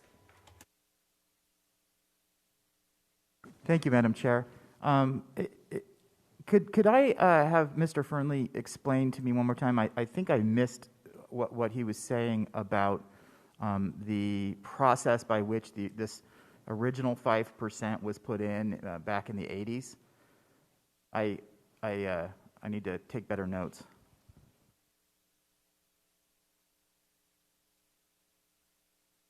Yes. In the current provision providing for the taxation of the net proceeds of minerals was proposed, was first passed by the legislature in the 1987 regular session. It was passed for the second time in the 1989 regular session and submitted to a vote of the people at a special election held on May 2nd, 1989. May I follow up, Madam Chair? Was that special election called in May of 1989 for the sole purposes of passing the 5% cap in the Constitution? Do you know? I believe it was. I can't think of any other issue that would have been on that ballot. Although I don't have that ballot right in front of me, I'm not aware of any other issue that was on that ballot. So that was a special election that was after the regular session, and the special election was to approve the constitutional cap on mining. Is that, am I understanding that correct? Yes, and actually my understanding is the special election was actually during the session, May 2nd, 1989, and it was to consider the current constitutional provision governing the net proceeds of minerals. Oh, okay, so that was less than 2 years, and it was a special election that was held just to put in place a constitutional cap on mining's revenues. Okay, thank you very much. Senator Settlemeyer. Thank you, Madam Chair. I was curious. We've had a lot of questions pertaining to the mining industry. Would it be acceptable to actually contact somebody and to pull up as a witness from the Mining Association so we could get these answers before we can get done with this committee of the whole? And Senator, I would note that right now we are listening to our LCB staff who are being able to walk us through this bill, and I'm sure that we would all be perfectly capable of contacting them. And that they're available, and my understanding is ready to talk to any of us about all of these things. So we are not intending to call them as witnesses in the committee, though. Thank you, Madam Chair. Senator Hansen. I'm sorry, Madam Chair. I didn't hear what you just said at the end, because the Assembly had Tyree Gray of the Mining Association available to answer a lot of these kind of technical questions that clearly our staff is not either capable of answering, or really that's not their job. I'm just wondering, there's no possibility that we could have somebody actually from the industry to ask on these sorts of things? I mean, if they did in the Assembly, I don't see any logical reason why we couldn't do the same here. And Senator, I would first, I'm sure Mr. Gray would be happy to speak with you about any questions that you may have. I'm sure you can contact him to ask any of those questions.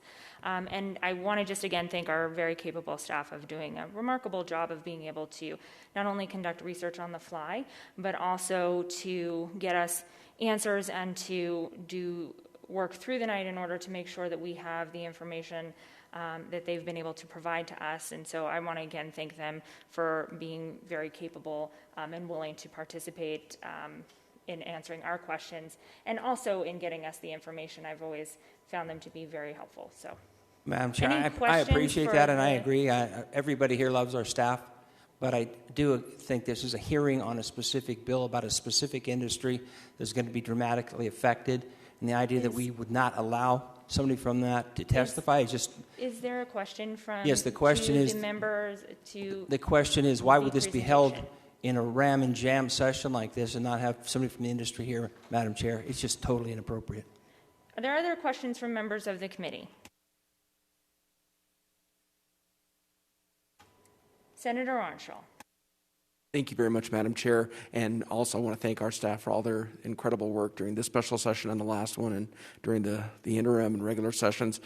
My question for Mr. Gindin, I don't know if you've got this answer or not, but I heard some of the testimony yesterday and referred to the bulletin on net proceeds of minerals and some of the data.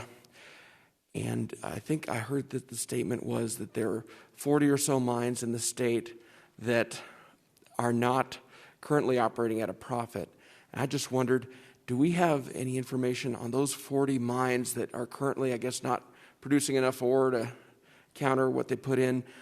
Are they owned by companies that own other more profitable mines? Are they not? Are they independent? Do we have any information about those 40 mines, whether they're, the way a business might have a certain office that isn't super profitable now, but they hope it will be in the future, and they've got other more profitable locations. I wonder if any of those mines are owned by some of the companies that have the more profitable mines in our state. If you have that information, if not, I'll try to find it on my own.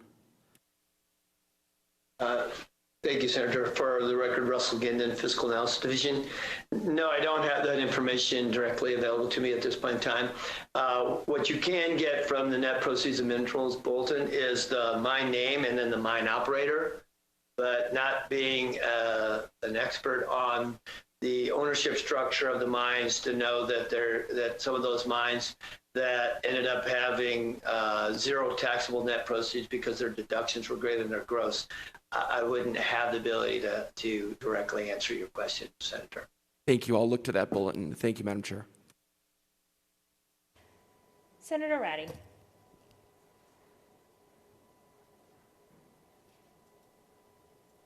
Thank you, Madam Chair. So again, my understanding, and I just want to verify this, is that this AJR is very similar to the SJR on everything having to do with revenue collection. So everything that we discussed and debated in the prior resolution, I should say, applies to this bill, and that the only distinction in this bill is how the revenue is distributed. Is that correct?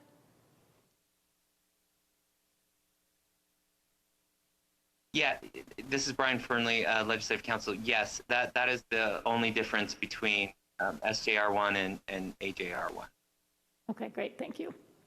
And the distribution allows for these revenues to become an ongoing source of revenue for education, healthcare, and other programs. Is that correct?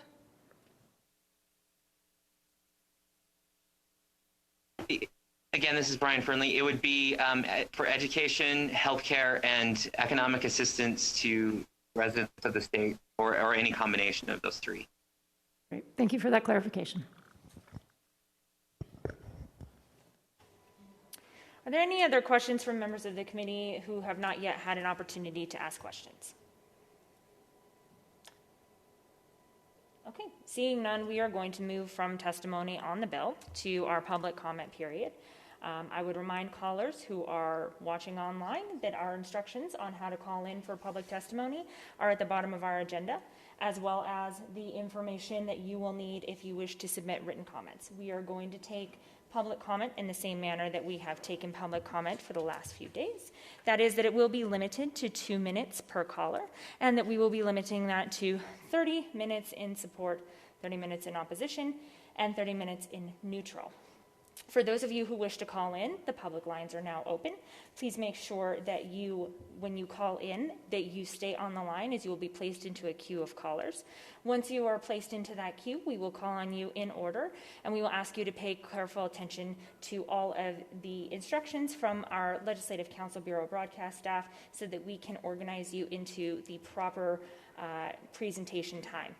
The lines are now open for public comment, so please make sure that you are calling in. We will be limiting it again to 2 minutes per person. If you start to get to that 2 minutes, I will go ahead and jump in and interrupt you and ask you to follow up. For those of you who are wishing to give additional comments over and above that 2 minutes, you can, of course, submit additional comments in written form. There is an email address at the bottom of our agenda as well where you can submit those comments. And those of you who are wishing to give written comments in lieu of giving public testimony can also submit those comments via that same email address that is at the bottom of our agenda. All right, we will open up the testimony for those of you wishing to speak in support of Assembly Joint Resolution number 1.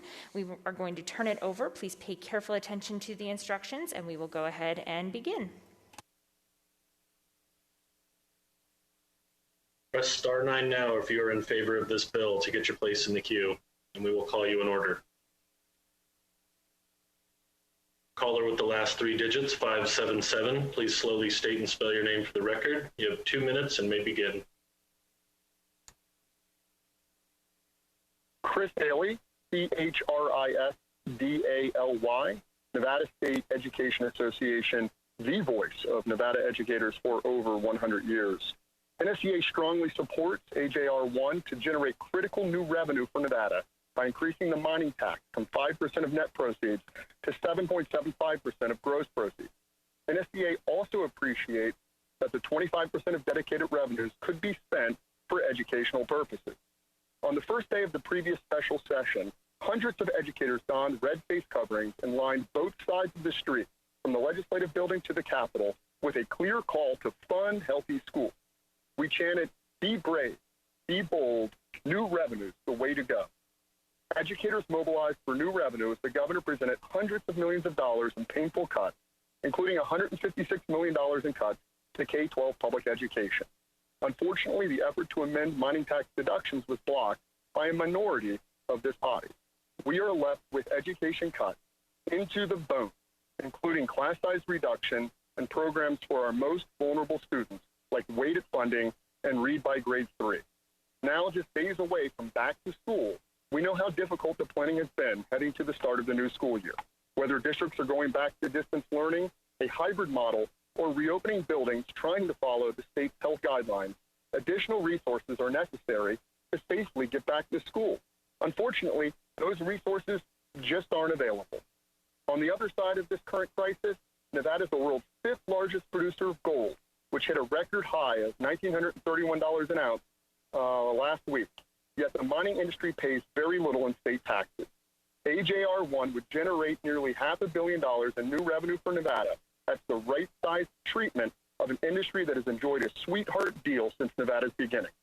The proposal is also significant enough to move the needle on the chronic underfunding of Nevada schools and other vital health and human services. Be brave, be bold, pass AJR 1. Thank you. Caller with the last 3 digits, 130, please slowly state and spell your name for the record. You have 2 minutes and may begin. Good afternoon, Christine Saunders, that's CHRISTINESAUNDERS, here on behalf of the Progressive Leadership Alliance of Nevada, in strong support of AJR 1.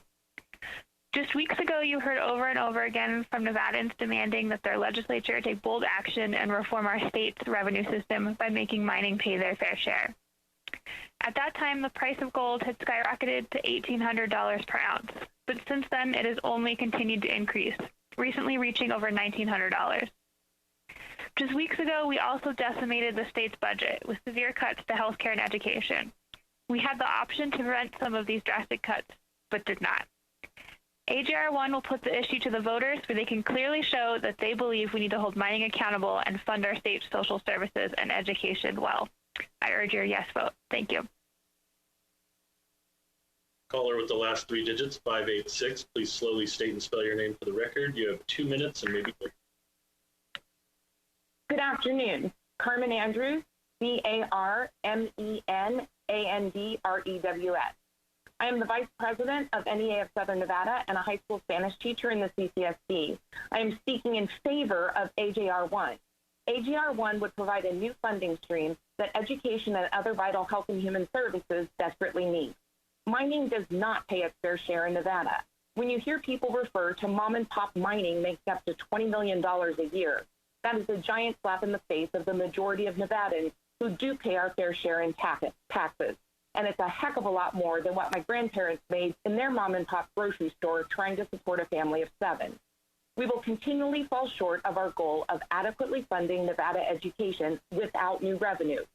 Help ensure better educational equity by moving closer toward adequate funding by doing the right thing and passing AJR 1. Thank you. Caller with the last three digits, 486. Please slowly state and spell your name for the record. You have 2 minutes and may begin. Hi, good afternoon. Alexander Marks, ALEXANDER, with the Nevada State Education Association. As my colleague said, I'll chant again, be brave, be bold, new revenue's the way to go. Educators helped launch the 31st special session. We wore red, we lined the streets at 6 feet with one simple call: fund healthy schools. Teachers, education support professionals, and other licensed professionals marched outside of your building. We made hundreds of calls. We sent thousands of emails in that effort to fund healthy schools.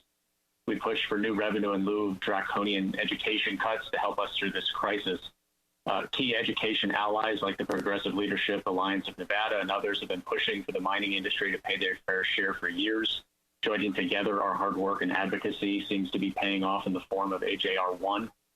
You've heard how Nevada is the world's 5th largest producer of gold and had a record high last week.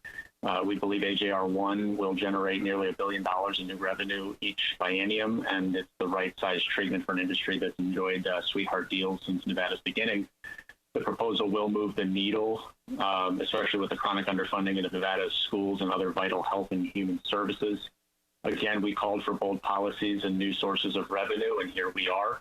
This is a good bill. You should pass it, and then you should pass it again in 2021, and then we, the people, will take it from there. Thank you. Caller with the last three digits, 155. Please slowly state and spell your name for the record. You have 2 minutes and may begin.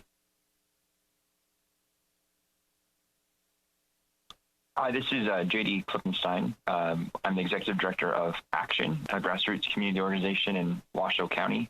And I'm calling in strong support of AJR 1. This bill takes the much needed first step in amending the Nevada Constitution so that we can remove the 5% tax cap on net proceeds currently enjoyed by the mining industry, which in turn will raise revenue for education and other vital services in our state. As many have said, it's beyond time for our mining industry to pay their fair share.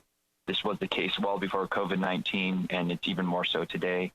For too long, our state budget has been balanced on the backs of students, educators, workers, communities of color, and other marginalized groups. We have routinely cut education, health, and human services budgets while protecting extremely low effective tax rates enjoyed by this billion-dollar industry, which has left us with one of the poorest funded education systems in the country, a greatly weakened social safety net, and a mining industry reaping billions of dollars of profit from our state's natural resources. This has to stop. We must stop choosing corporate welfare over the well-being of everyday Nevadans. It's time to bring this to the people, to Nevadans, to decide how we want to move forward and how the mining industry should be taxed in our state. It's time to put people first. So please start to build the new normal today by voting yes on AJR 1. Thank you for your time and consideration. Caller with the last three digits, 792. Please slowly state and spell your name for the record. You have 2 minutes and may begin. This is Patrick Donnelly, PatrickDonnelly. I'm Nevada State Director with the Center for Biological Diversity.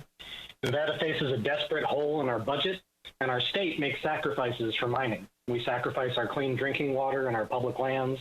We sacrifice sacred cultural sites for our Native American nation. Meanwhile, mining makes off like bandits with their pockets full of loot, paying a pittance in taxes, while our schools and public health rank among the worst in the country due to woeful underfunding. And those burdens fall disproportionately on disadvantaged communities and people of color. The time has come for mining to contribute to our society and pay its fair share in compensation for the steep price Nevadans pay so that mining corporations can send profits out of state. AJR 1, taxing mining in this way, this is environmental justice. This is how we begin to address the inequities in our society. And I think it's worth noting that AJR 1 in particular, of the proposals we've seen, is far and away the most effective at achieving those ends. I think the idea of taxing gross versus net makes a lot of sense. The deductions that mining is currently allowed to take on the net proceeds are so outlandish that they're barely taxed on any of their revenue. Moving to a gross tax revenue brings us into alignment with how other businesses are dealt with, and it will be a more effective means of correcting those structural inequities in our tax system. As far as the small mines issue, you know, the liquor store down the street here doesn't get to get out of paying taxes if they're not profitable. Any small business in this state doesn't get to avoid taxes if they're not making money. So the small mines issue is a red herring, and all mines need to pay taxes. So in conclusion, AJR 1 is the superior of all the bills we've seen. We will fight to see this pass and get through the ballot box, and we encourage you to support AJR 1. Thank you.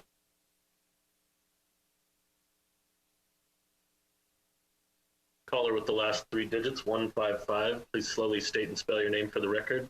You have 2 minutes and may begin. Thank you, Madam Chair, members of the committee. For the record, my name is Christy Cabrera, CHRISTI-CABRERA.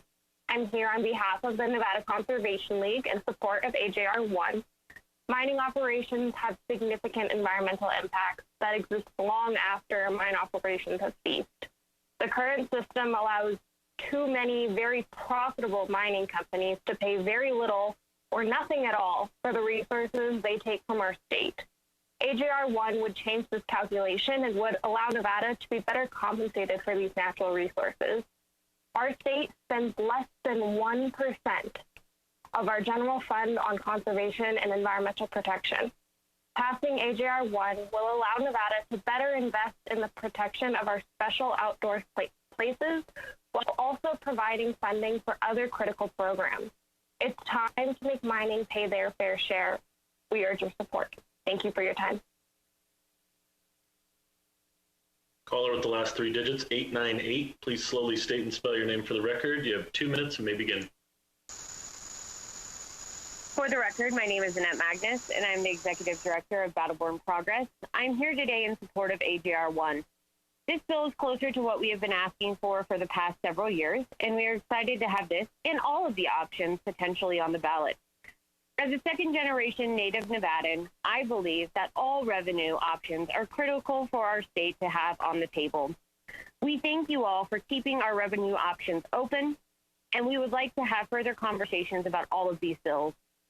We agree, mining must pay their fair share, especially at a time when they are doing better than ever, and that all corporate welfare should not be allowed in our state.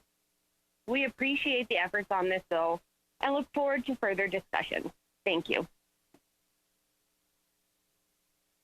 Caller with the last three digits, 809. Please slowly state and spell your name for the record. You have 2 minutes and may begin.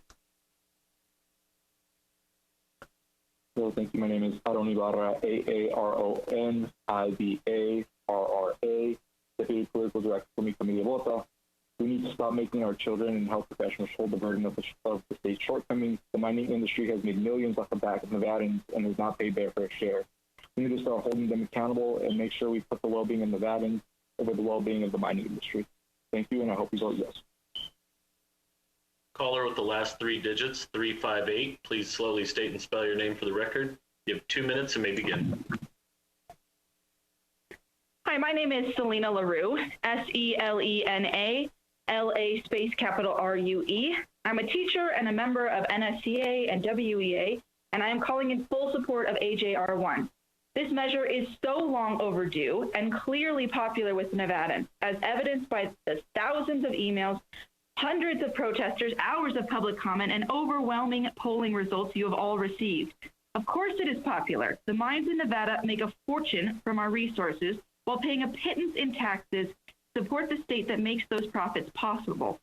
It is time that they start paying their fair share in this state, just like the rest of us. We are in a time of crisis, a time which demands sacrifice. Healthcare workers, educators, and essential workers are sacrificing their very lives in order to keep our communities safe and functioning. We are asking that mining corporations share in that sacrifice to keep our state healthy. If we can sacrifice our health and our safety, it seems a small ask that mining corporations sacrifice a minuscule portion of their record profits in order to fund the vital community services of education and healthcare. In this state, we are too often quick to cut our most essential community programs, but slow to ask the mega rich to chip in even a small amount. Education cuts are second nature, but mining taxes are foreign. This is wrong. This is backwards. This is harmful. It is time to abandon these devastating budget balancing measures of the past and seek a new path in which all Nevadans are doing their part to improve our state, in which all of us are sharing in this sacrifice, and not just the most vulnerable. I urge you to pass AJR1. It was easy for this body to vote for devastating cuts to education, to ask educators and children to sacrifice even more in the name of community. Will you be just as quick to ask a multi-billion-dollar industry to chip in a little bit too? Thank you.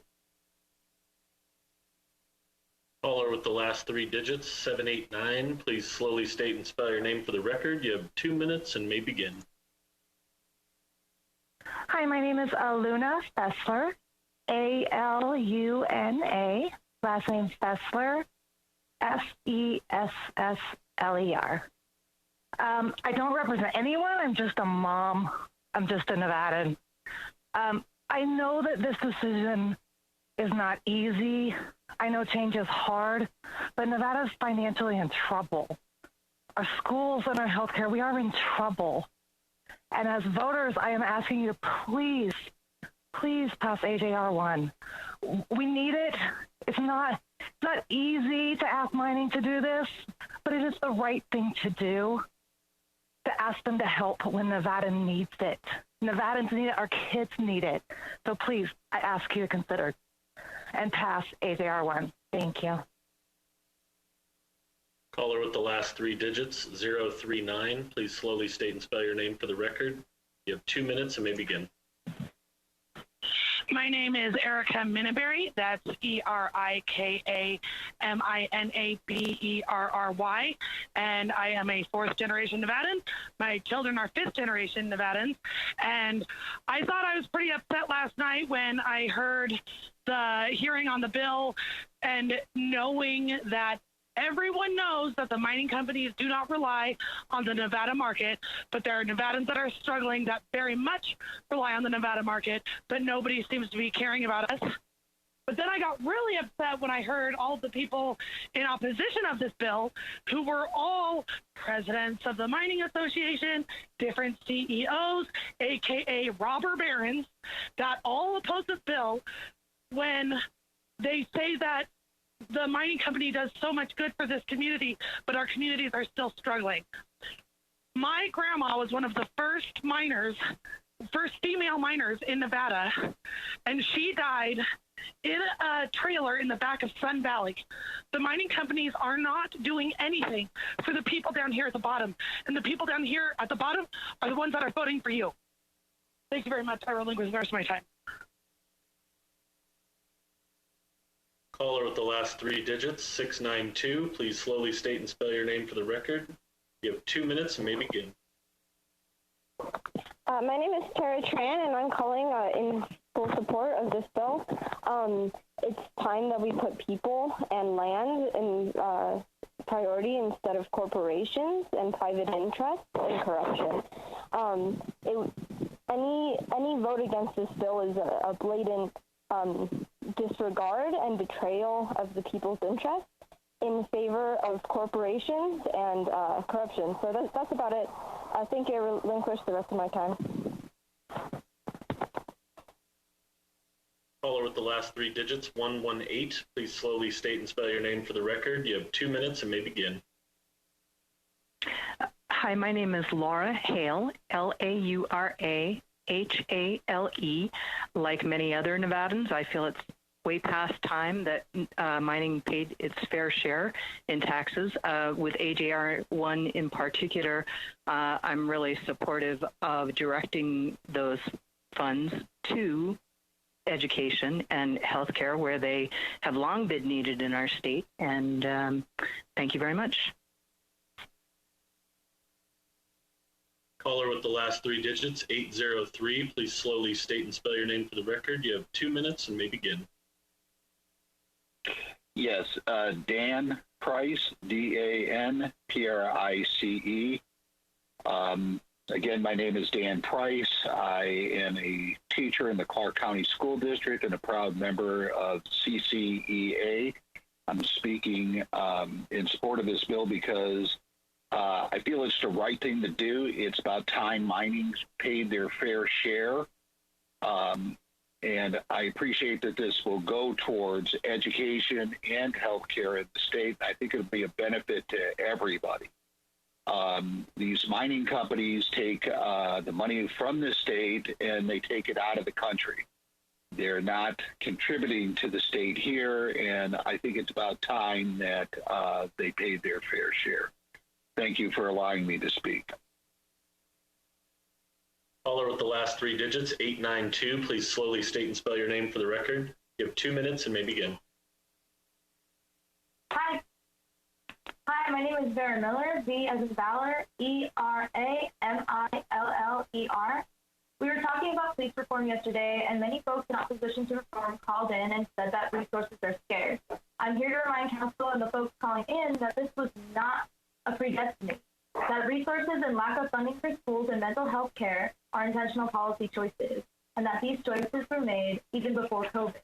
We must show up for our community, and we must tax mining and other big corporations. I urge you to vote yes on this bill. Thank you very much.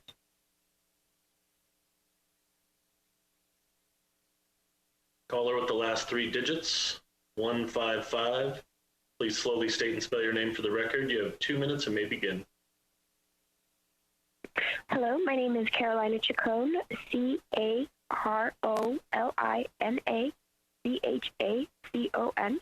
I'm calling in support of AJR 1 because mining is one of the biggest industries in Nevada that is fairly taxed, unlike almost any other industry in the state. I think we especially need to add this money to our general fund and use it to improve public education and social services. We also know that mining damages the environment and in particular has been really detrimental for indigenous lands and indigenous people and communities. And so we need to address some of those damages as well, and it's time for them to pay their fair share. So again, calling in support of AJR 1. Thank you. Any more callers wishing to provide testimony in favor of the bill, please press *9 now to get your place in the queue. Caller with the last three digits, 626. Please slowly state and spell your name for the record. You have 2 minutes and may begin. Good afternoon. For the record, my name is Natalie Hernandez, NATALIE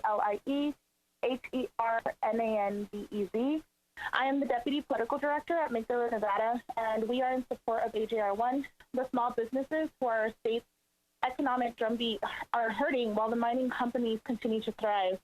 Nevada is better than this. We must do better, and so must the mining industry. It is time to be bold and for mining to pay its fair share. Our healthcare and education system depend on it, and we urge you to vote yes on AJR 1. Thank you. Caller with the last three digits, 755. Please slowly state and spell your name for the record. You have 2 minutes and may begin.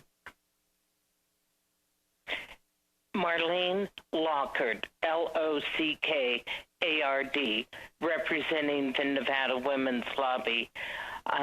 We support this measure for all the reasons that have previously been stated. Thank you. Caller with the last three digits, 554. Please slowly state and spell your name for the record. You have 2 minutes and may begin. Hello, Senators. My name is Dexter Lim, DEXTRLIM, on behalf of the Sunrise Movement Las Vegas Hub in support of AJR1. It is imperative that we find justice and new revenue through the reform of our antiquated and inequitable mining tax policy. You heard over almost 2 weeks during the 31st special sessions that your constituents not only demand mining justice, but need it, as we have suffered through these sacrificial and extraordinary times. Even without factoring in the environmental devastation, invasion of sovereign indigenous lands, and simple unfairness of mines not paying close to their fair share of what they take, the depletion of our social services that were under critical threat even before the pandemic laid bare the need for legislation like this. People are suffering, and August will prove to be even more catastrophic with the federal rollback of assistance to the public. We cannot wait until February. We cannot wait another day. Your constituents are in need. A large, affluent, extractive, and outsider mining corporation is not a person with a wallet. It is a capitalistic entity that has held too much power over the people, politics, and well-being of Nevada for far too long already. And the time to change that injustice is far overdue. Pass AJR1. Stand what your constituents think and make the first step towards a stronger, better, and more equal Nevada. Thank you. Caller with the last three digits, 687. Please slowly state and spell your name for the record. You have 2 minutes and may begin. Hello, my name is Marie Nisus. I'm the CCA president. I'm speaking in favor of the mining tax because for too long, educators and students have the burden of balancing the budget on their back. The last special session, you created a huge impact on education that impacts students negatively. So moving forward, this would be a beginning, and we hope that you vote yes on this bill. Thank you. Any more callers wishing to provide testimony for this bill, please press *9 now to get your place in the queue.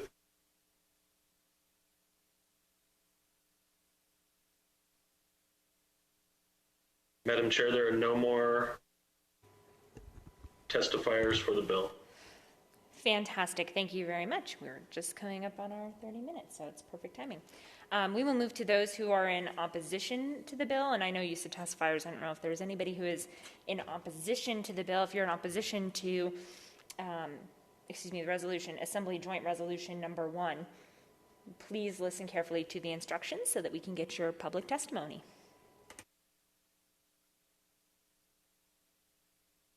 If you wish to provide testimony against this bill, please press *9 now to get your place in the queue. Caller with the last three digits, 580. Please slowly state and spell your name for the record. You have 2 minutes and may begin. For the record, I'm Paul Enos, Paul Enos. I am the CEO of the Nevada Trucking Association, speaking in opposition today to AJR1 for much of the same reasons I stated on SJR1. This pandemic has been tough on a lot of sectors of our industry, and my members that touch every single one of those sectors have had an uneven impact. The folks that were hauling for the big box stores tended to do all right. The folks that were hauling for the casinos, the resorts, all those small businesses that were closed down were having a tough time. In rural Nevada, the trucking industry that is out there, the mines are their biggest customer. And they were working, they were keeping their employees working, they were keeping them off the unemployment rolls. The mining industry absolutely does take care of the communities that they're in, whether it's a trucking company or a restaurant or hotels, car dealerships, casinos, hospitals, but they also take care of their employees tremendously well. I grew up as a mining kid. When I was born, we lived in a single-wide trailer with the tip out a block away from the brothels in Elko. And the mining industry was able to have our family, my sister and I, be the first generation of our family to graduate from college debt-free. I worry that this bill will change the economics of the mining industry in Nevada and will drive them elsewhere. I've seen it from personal experience, friends, family, my dad, when the price of gold went down in the 90s and it was no longer as economical to mine in Nevada, they moved their exploration elsewhere, whether it's to Ghana, whether it's to Uzbekistan, South Africa, Australia. He went to Indonesia. I worry what this bill will do, not just to mining, not just to the businesses that rely on the mining industry, but to those communities that also rely on the mining industry. I ask you not to pass this measure, and thank you for your time. Good day. Caller with the last three digits, 004. Please slowly state and spell your name for the record. You have 2 minutes and may begin. Good afternoon, Madam Chair, members of the committee. This is Dagny Stapleton, D-A-G-N-Y-S-T-A-P-L-E-T-O-N. I'm the Executive Director of NACO, the Nevada Association of Counties, and our opposition today is based specifically on Section 5.2 of the resolution. That's the language that would eliminate the portion of net proceeds that go to Nevada's counties. As the resolution is written, it removes all of the existing net proceeds revenues that come to counties. For some of Nevada's rural counties, net proceeds are one of their primary revenue sources. We appreciate the statements that both Senators Brooks and Ratty have made about ensuring that local governments would be kept whole through companion legislation in the next session. We want to thank them. We look forward to working with them and commit to be of assistance. As the resolution is written now, however, there is no language to that effect and no other bill that would do that. And so what we wanted to make sure to put on the record today was how the resolution would impact counties as it's written. Also, although affected counties have submitted fiscal notes on the bill, I also wanted to just briefly put on the record what some of the specific impacts by county would be. Counties currently, like the state, are seeing significant reduction in revenues, including C-tax and other sources. To also take away net proceeds for some counties would impact the broad range of services that those counties provide, including emergency response services to seniors and the indigent and critical county infrastructure. So for Humboldt County, which has a relatively diverse local economy but still a large mining base, in 2019, 21% of their total revenues came from net proceeds tax. Elko County also relies on net proceeds. The county's fire district, which provides local fire protection to a large area that has seen increasing wildfire threats to local lives and property, receives a full 17% of their funding from net proceeds. In FY21, White Pine County will depend on net proceeds revenue to make up 15% of their general fund. And finally, Lander County received 55%, so over half of their total revenues from net proceeds in FY18, and 38% of their revenue from net proceeds in FY19. Thanks so much for the opportunity to speak on this bill, Madam Chair. Caller with the last three digits, 859. Please slowly state and spell your name for the record. You have 2 minutes and may begin. Good afternoon. My name is Janine Hansen, J-A-N-I-N-E-H-A-N-S-E-N. I am the state president of Nevada Families for Freedom. From testimony given last night by Tyree Gray, we learned that AJR 1 increases mining taxes 382%, from $123 million to $670 million. This is preposterous. Many mines will go out of business. Mining and associated businesses provide 37,000 jobs across all 17 counties. Up to 11,000 jobs will be lost, which provide $917 million in salaries to families. Families will be devastated. Many businesses that depend on mining will be out of business. Rural communities will be ruined. Counties will no longer receive the net proceeds tax in their counties, which they depend upon. 90% of the jobs in Eureka are mining. Other counties have up to 60% of their jobs in mining. AJR 1 is a perverse reversal of the constitutional requirement for a 2/3 vote to increase taxes, and instead would only require a majority vote to increase taxes, but a 2/3 vote to lower taxes on mining. This is horrible. Mining also pays the margins tax, modified business tax, sales tax, gross receipts tax, commerce tax, and property taxes. You will kill the golden goose and devastate Nevada. Increasing taxes depresses the state's economy. We see a feeding frenzy of the tax users, but we need to encourage tax producers, not users. We will become California East and find ourselves in a situation of exodus. There will never be enough money for the failed government schools. Freedom of choice in education is the only answer for the spiraling cost of education. Choice will also increase student achievement. We need to protect mining, to protect jobs, to protect families, to protect independence and freedom, and not create more government dependence. I am a resident of Elko. I have 16 grandchildren, and I am completely against this very perverse bill. We should not be destroying Ms. our Hanson, mining if you could industry please go ahead and by wrap this up. incredible tax. Thank you very much. Caller with the last three digits, 969. Please slowly state and spell your name for the record. You have 2 minutes and may begin. Brian Wachter, BryanWachter.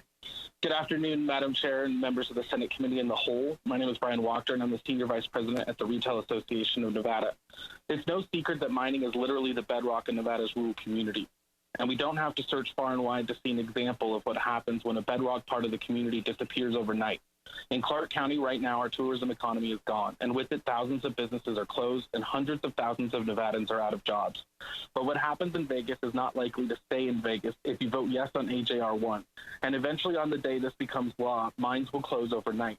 The closed stores and restaurants that litter Clark County will become commonplace everywhere else as workers who made $90,000 a year are suddenly forced to retrain for jobs that don't exist. We need to also manage expectations on what this joint resolution does. We've heard a lot about the data that is available and how these estimates are based on 2019 numbers. But in 5 of the last 7 years, gold was closer to $1,200 an ounce, which would take the net from $570 million to $352 million, reducing AJR's allotment to education and healthcare to $88 million. To attempt to solve Nevada's revenue problems and address the hundreds of lines of NRS that need to be reviewed in order to do so cannot be adequately addressed in the few hours this body will take to deliberate on this measure. All parties should be at the table and a part of a comprehensive conversation on the ways and means this body acquires revenue to appropriate. The Retail Association strongly urges the body to vote no on Assembly Joint Resolution 1 and to then seriously begin looking at Nevada's revenue structure. Thank you, ma'am. Caller with the last three digits, 124. Please slowly state and spell your name for the record. You have 2 minutes and may begin. Good afternoon, Madam Chair and members of the Committee of the Whole. Paul Moradkin, Moradkhan, Senior Vice President, Government Affairs with the Vegas Chamber. Regarding AJR 1, the Vegas Chamber is in opposition to this resolution. This is an industry-specific tax, and we've learned several times in the last few decades that relying on specific industry sectors makes our tax base more vulnerable and less diverse. This is a significant tax increase, and we urge you not to pass this resolution in an economic crisis. We do believe that if this resolution is passed, that good-paying jobs in the industry will be lost, and that will directly impact Nevada families and those communities that need those jobs. As many of you know, DETR reported this week they saw an 18% increase in initial claims. Nevada's insured unemployment rate is now 24.9%. We cannot afford to have additional Nevadans lose their jobs because of the tax resolution. We believe that this resolution will negatively impact several counties and impact their residents as well. We are also opposed to any lowering of the tax rate that require 2/3 vote. This is an unprecedented change in state policy, which will harm all Nevada businesses. During this economic crisis, we cannot stress enough that employers need support, and this type of tax policy will have the opposite effect. Nevada's businesses are the economic engine of the state. That is the fact. Just this week alone, the federal government reported that the gross domestic product fell by 34.3%, or $2.1 trillion. Our nation's economic crisis and our state's crisis cannot be compounded with additional taxes. Sustainable taxes should be broad-based, so the burden is fairly shared. Industry-specific taxation is volatile and not the way to go. We at the Vegas Chamber support important services such as education and healthcare, but doing so without careful and thoughtful analysis will leave our community and our state without a stable base of these services. Thank you, Madam Chair. Caller with the last three digits, 080. Please slowly state and spell your name for the record. You have 2 minutes and may begin. Thank you. Susan Fisher, SUSANFISHER, with McDonald Carano, speaking on behalf of Nevada Mineral Exploration Coalition and CERC Geothermal Nevada. We oppose AJR1 because this rushed process without full data is not the appropriate way to initiate a constitutional change. Yes, gold prices are high now, but this is not just about gold or silver, copper, or lithium for that matter. It's also about silica, gypsum, magnesium, geothermal energy and heat, diatomaceous earth, borax, sand, DG, gravel, all the non-sexy stuff, and some with very low profit margins. These are resources used every day in home construction and commercial processing here in Nevada.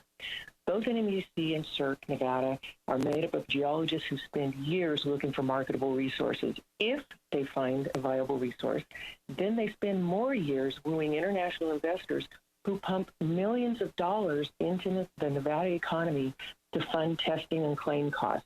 If a claim proves up, then there are years of public hearings and environmental permitting before beginning extraction and production. Mineral exploration has already taken a hit due to the worldwide pandemic, as international investors who fund exploration have pulled back. This legislative action causes even more uncertainty in the worldwide financial market. If it's that important to examine a future constitutional change, please wait until you have more information. If you want to push the RPS in Nevada, if you want to push energy battery storage, then I beg you to pump the brakes on this. Thank you for allowing me this time. Caller with the last 3 digits, 333. Please slowly state and spell your name for the record. You have 2 minutes and may begin. Good afternoon. My name is Christina Erling, CHRISTINA, ERLING, and I'm here representing Barrick and Nevada Gold Mines. I'm calling in opposition to AJR1.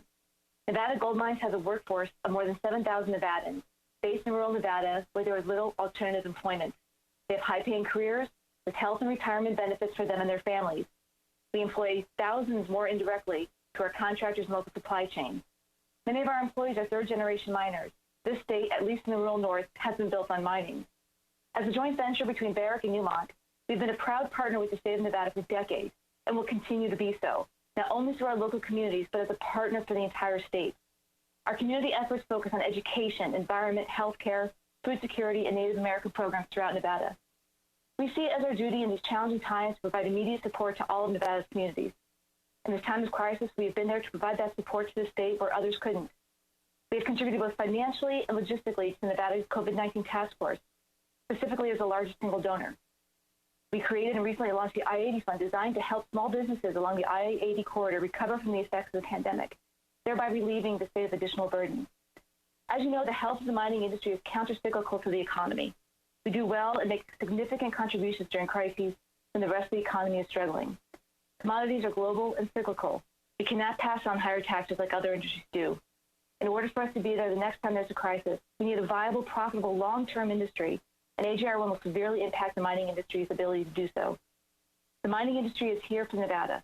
We want to and are willing to contribute more in a meaningful way that will not threaten the viability of the industry. We have been at the table to discuss how we can help. We hope you will continue to work with us and not against us. Thank you for your time. Caller with the last 3 digits, 964. Please slowly state and spell your name for the record. You have 2 minutes and may begin. Thank you, Madam Chairman and members of the Senate Committee of the Whole. For the record, I am Mary Walker, MaryWalker, representing Lyon County. I rise in opposition to AJR1. We are very concerned about the potential loss of good-paying jobs in our community and harm to our rural economies. In some rural counties, mining is the only industry rurals have, and in my opinion, there's nothing that can really replace it. It's not as if Tesla is going to go off to Eureka or Humboldt. For over 150 years, these rural counties have relied upon mining revenue to fund local services to their citizens. How do we replace that revenue? It's not defined in the bill. However, there has been many statements, and we do appreciate all the statements of our Senate, both Republican and Democratic senators who have made statements on the record about keeping the rurals whole. The rural mining communities have only one lifeline. It's Article 10, Section 5 of the Nevada Constitution, which requires the net proceeds of mines to be appropriated to each county. But AJR 1 deletes this one lifeline in Section 5, Paragraph 2. As I stated, I do sincerely appreciate the several comments made on the Senate floor on SDR 1 and also on the Assembly floor yesterday on AJR 1 regarding legislators' intent to keep the rural counties whole. If AJR 1 were to proceed forward, I would look forward to working with you all to ensure rural local governments would be held harmless. Thank you very much for your time and for the work that you do on behalf of all Nevada. Thank you. Caller with the last three digits, 308. Please slowly state and spell your name for the record. You have 2 minutes and may begin. Good afternoon, members of the Senate. For the record, Andrew McKay, ANDREW, MACKAY. I am the Executive Director of the Nevada Franchised Auto Dealers Association. As many of you are aware, we are the trade association that represents all of the new car, light duty trucks, and heavy duty truck dealers throughout the state of Nevada. We rise in opposition to this measure for several reasons, as alluded to and mentioned by prior speakers, specifically as follows. This is an industry-specific tax which we have grave concerns on and have historically opposed. We believe the solution with respect to proper revenue streams is to have broad-based tax and buy-in from the respective industries. We have serious concerns with respect to the volatility of what this contemplates. As mentioned before, the mining industry operates in a very cyclical manner, and when the price of minerals drops, we have a serious concern that this is going to lead to a major budget shortfall that then will lead to other revenue problems down the road. As mentioned, the mining industry employs thousands of individuals. Tyree Gray last night testified that for every job in a mining operation, it leads to 1.7 jobs. Of those 1.7 jobs, those are dealership jobs. Those are dealerships that serve the thousands of employees of the mines themselves, the mining operations, and all the ancillary businesses that are driven due to mines. And we have serious concerns that if this becomes law and is enacted, that it's going to drive down employment numbers.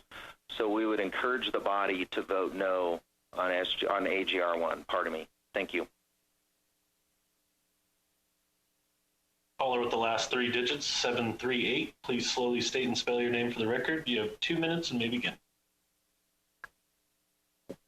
Good afternoon. This is Tyree Gray, Tyregray, President of the Nevada Mining Association, an association comprised of over 550 members representing every link of the mining supply chain. It goes without saying that mining played an important role in the founding of Nevada. It is correct. Mining was Nevada's original and largest industry 100 years ago. Yet over the years, other industries have grown and developed, and mining has slid to less than 2% of Nevada's GDP, behind 11 other industries. Yet today we sit here to discuss AJR 1 that would have the 12th largest industry in the state pay a tax that is equal to or in excess of Nevada's two broad-based taxes, the modified business tax and the commerce tax. To be clear, mining operations pay all taxes, fees, and charges imposed on businesses generally. Again, we pay all the same taxes as all other businesses: modified business tax, property tax, sales and use tax, and the commerce tax, as well as this industry-specific tax. This resolution would change the current rate from 5% on the net to 7.75% on the gross. This increase represents an increase of 385%. It is important to note that no other state in the union taxes on pure gross of minerals. Where there are so-called gross taxes, they are modified gross, meaning the tax is levied against a percentage of the gross, or there are allowable deductions. Additionally, according to available research, no industry in the history of Nevada has faced such a tax increase. Of the 37,000 direct and induced jobs that spread across all 17 counties of Nevada, they are the highest paid in the state and have paid sick leave, health benefits, and retirement, keeping employees off of Nevada's social safety net rolls. Therefore, as Assemblywoman Maggie Carlson said yesterday, mining jobs are the middle-class American dream. Yet this resolution puts these jobs at risk. You could please go ahead and wrap up. You're at the 2 minutes.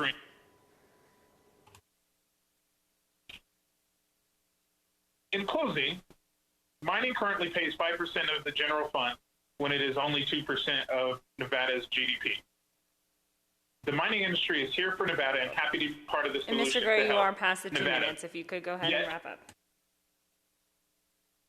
Yet AJR 1 amounts to an unfair share. Thank you. Caller with the last three digits, 105. Please slowly state and spell your name for the record. You have 2 minutes and may begin. Lynn Chapman, Lynnchapman. I'm the State Vice President of Nevada Eagle Forum. I was appalled that none of the mining people were brought in to testify on this bill. After all, they are the experts. They know about mining. I'm glad that we just got through hearing from some of the mining people, and I think they brought very good information that you better pay attention to. And I'm going to ask the question I usually ask, how much is enough? And the answer will always be the same. There'll never be enough money, ever. Mines pay taxes and should not be subjected to higher taxation than other industries. I'm wondering what's going to happen if mining is put out of business. What other industries are you going to go after next? I think it's important to remember that mines have given a lot of money to their own communities, and I'm worried about the jobs that might be at stake if all this terrible taxation goes through. I think it's important that we work with mining. I think it's key, and I think that you better remember that we, the people, wanted the 2/3 majority to pass taxes in this state. We wanted that. We worked for it, and now you want to take it out. That's not good business with the people. The people want that to stay just as it is. And I thank you very much.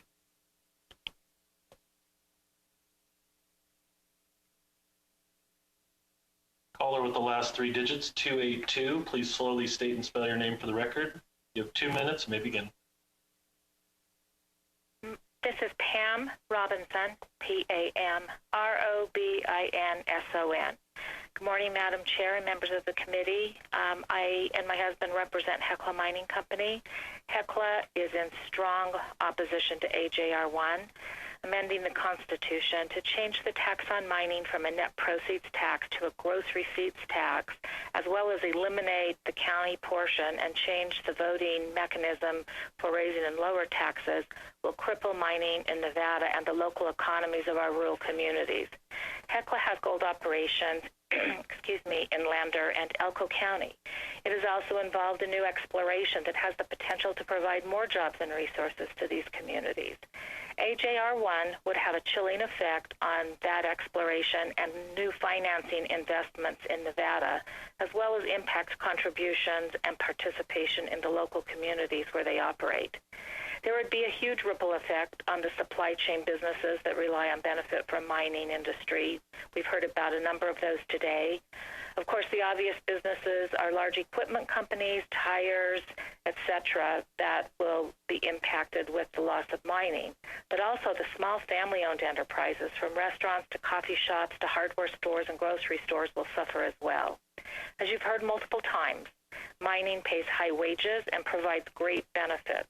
If those wages and benefits are taxed away, these very workers who sustain and contribute to the social services safety net in Nevada may very well become the users of those services, further straining Nevada's budget that has been severely impacted by this pandemic. Lastly, as we all know, the first special session was importantly called to fill a budget hole caused by the COVID-19 pandemic. Mining stepped up immediately, as it has in the past, to do its part to help fill that hole by prepaying its taxes. I would urge you to consider the life-changing decisions of AJR1 in a more reasonable and transparent process that is much better suited to a regular session of this body. We urge you to vote no on AJR1. Thank you very much. Bye-bye. Caller with the last three digits, 136. Please slowly state and spell your name for the record. You have 2 minutes and may begin. Hello, my name is Thomas Irwin, E-R-W-I-N. I'm a lawyer in Reno, Nevada, a resident of Reno since 1964. I've worked in the mining industry since I was in high school. I represent a number of exploration companies that explore for, discover, and lead to the development of the mines that you will be taxing. I can tell you that the instability presented by this proposed tax rate, which is punitive, may cause some of these exploration companies to consider alternatives such as other states, Canada, Mexico, and elsewhere. That is something that should be considered as a long-term consequence. There are some deficiencies in the resolution that need to be addressed. Which minerals will be taxed? The term minerals is not defined. Currently under Nevada law, sand and gravel are not subject to tax. Geothermal are. Will sand and gravel operators now be taxed under the net proceeds minerals? The resolution does not distinguish mineral royalties from operating production revenues. Royalties are presently taxed at 5%. Under this resolution, they'll be taxed at 7.75%. In addition to the operator's 7.75%, 14.5% double taxation. Royalty owners in Nevada include ranchers, farmers, and prospectors. These are citizens of Nevada who benefit directly from the operations of these mines. The royalty rate is twice or more of the rates applicable to other states. It is punitive. The United States General Accounting Office prepared a report last year that I submitted to the Committee of the Whole. You can see those comparative rates. Gold and other mineral prices are volatile. 1979, gold was $850. 1997 was $250. The expectation that gold prices and other mineral prices will stabilize and provide a long-term steady source of income at this rate is just basically unfounded. The fixed, rigid provision in the amendment deletes the legislature's opportunity to address changes in prices, operating costs, and other conditions economically. It just doesn't have the flexibility the legislature should have. So I suggest that a more thoughtful, reasoned approach with a more flexible provision for amendment of the net proceeds of mine provisions of the statutes be considered. Thank you very much. Caller with the last three digits, 401. Please slowly state and spell your name for the record. You have 2 minutes and may begin. Thank you. My name is Amanda Hilton, AMANDA HILTON, and I am a miner in White Pine County and a fourth-generation Nevadan. White Pine County is home to Nevada's largest copper mine and the largest employer in our county. Copper is currently trading at $2.88 per pound. We are not a high-margin industry. Mining companies have to accept the market rate when selling our products. We cannot pass any taxes along to our customers. A tax on the growth would have an adverse impact on the viability of copper mines in our state, potentially putting hundreds of miners out of work. I am asking you to oppose AJR1 and instead develop an alternative that will maintain the viability of mining operations in our rural counties. Thank you. Caller with the last three digits, 152. Please slowly state and spell your name for the record. You have 2 minutes and may begin. My name is James Wadhams, JamesWadhams. I'm with the firm of Black & Wadhams and am representing Newmont. Newmont's been in Nevada since 1965 and is currently a minority partner in the Nevada Gold Mines joint venture. Newmont has invested hundreds of millions of dollars in Nevada over the years. It has supported a constitutional amendment that's been referred to in previous testimony that actually doubled the rate of property tax. They have supported a modern reclamation bill to keep the environment clean. They currently pay the highest property tax rate and in fact are listed on the state's schedule of the top 10 property taxpayers. They pay the highest rate on the modified business tax. Newmont, along with the industry, has responded to prior requests to find ways to raise additional money to support Nevada, but in a way that would allow the business operation to continue. And as you've heard, that could save jobs, but mostly save production so that the likelihood of the tax revenue could be sustained. Newmont is opposed to this resolution as it sets a tax burden at a level at which the business will not be sustainable. Never have we seen a tax increase of this magnitude in any jurisdiction, and especially one directed to just a single industry. It's over 300%. In the past, Nevada has called upon mining to help when the general economy was down. The level of this tax burden will eliminate that counter-cyclical balance point. Unless Nevada diversifies its tax base, it will remain heavily dependent on our hospitality and tourism economy. The Great Recession and now the COVID-19 pandemic have shown us how dangerous single industry taxation is. This measure makes that dependency greater. While Newmont has other serious concerns about the language of the bill, due to the shortness of the permitted time, I will conclude. Thank you. Okay, and we will take our last caller in opposition before moving to neutral testimony. Caller with the last three digits, 349. Please slowly state and spell your name for the record. You have 2 minutes and may begin. Yes, good afternoon, Madam Chair and members of the committee. For the record, my name is Doug Busselman, Dougbusselsman. I am the Executive Vice President of Nevada Farm Bureau. Our organization is opposed to this proposal for changing our state's constitution and believe that using the 32nd special session as part of a vehicle to launch this process for change to the Constitution is wrong. We are especially troubled by the end around included in the language to avoid the voter-approved constitutional requirements for a 2/3 majority vote for raising taxes. Targeting the mining industry for this unfair tax scheme is extremely troubling.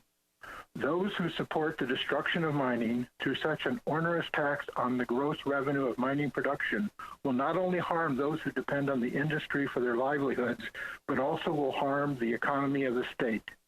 The consequences on rural Nevada will be devastating as you set out to deliberately cripple a productive and important sector of our economy. Nevada Farm Bureau is strongly opposed to AJR 1 and believe that the families who will be harmed by your actions need your consideration and responsible actions. Thank you. Okay, thank you. We will now move to testimony in the neutral position on Assembly Joint Resolution number 1. So if you wish to testify neutral on Assembly Joint Resolution number 1, please listen carefully to the instructions and we'll take your testimony now. If you wish to testify neutral on this bill, please press *9 now to get your place in the queue. Caller with the last three digits, 333. Please slowly state and spell your name for the record. You have 2 minutes and may begin. My name is Christina Erling, CHRISTINA and I'm here representing Barrick and Nevada Gold Mine. We rise in neutral to AJR2. AJR2 is representative of the industry's commitment to come to the table and work with the legislature on short and long-term revenue solutions for the state of Nevada. We hope to continue this productive discourse with the legislature. Thank you for your time.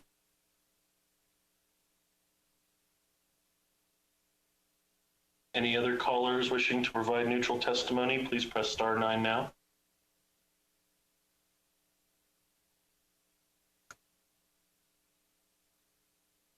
Madam Chair, there are no more testimony. Great, thank you. We will go ahead then and conclude our hearing on Assembly Joint Resolution number 1, and we will close the hearing on that. What is the pleasure of the committee? Senator Brooks. Thank you, Madam Chair. I move that we do pass. There's a motion to do pass, second by Senator Scheibel. Any discussion on the motion? Senator Hansen. Thank you, Madam Chair. It's hard to know where to start. It's starting to sound a little bit like a broken record around here.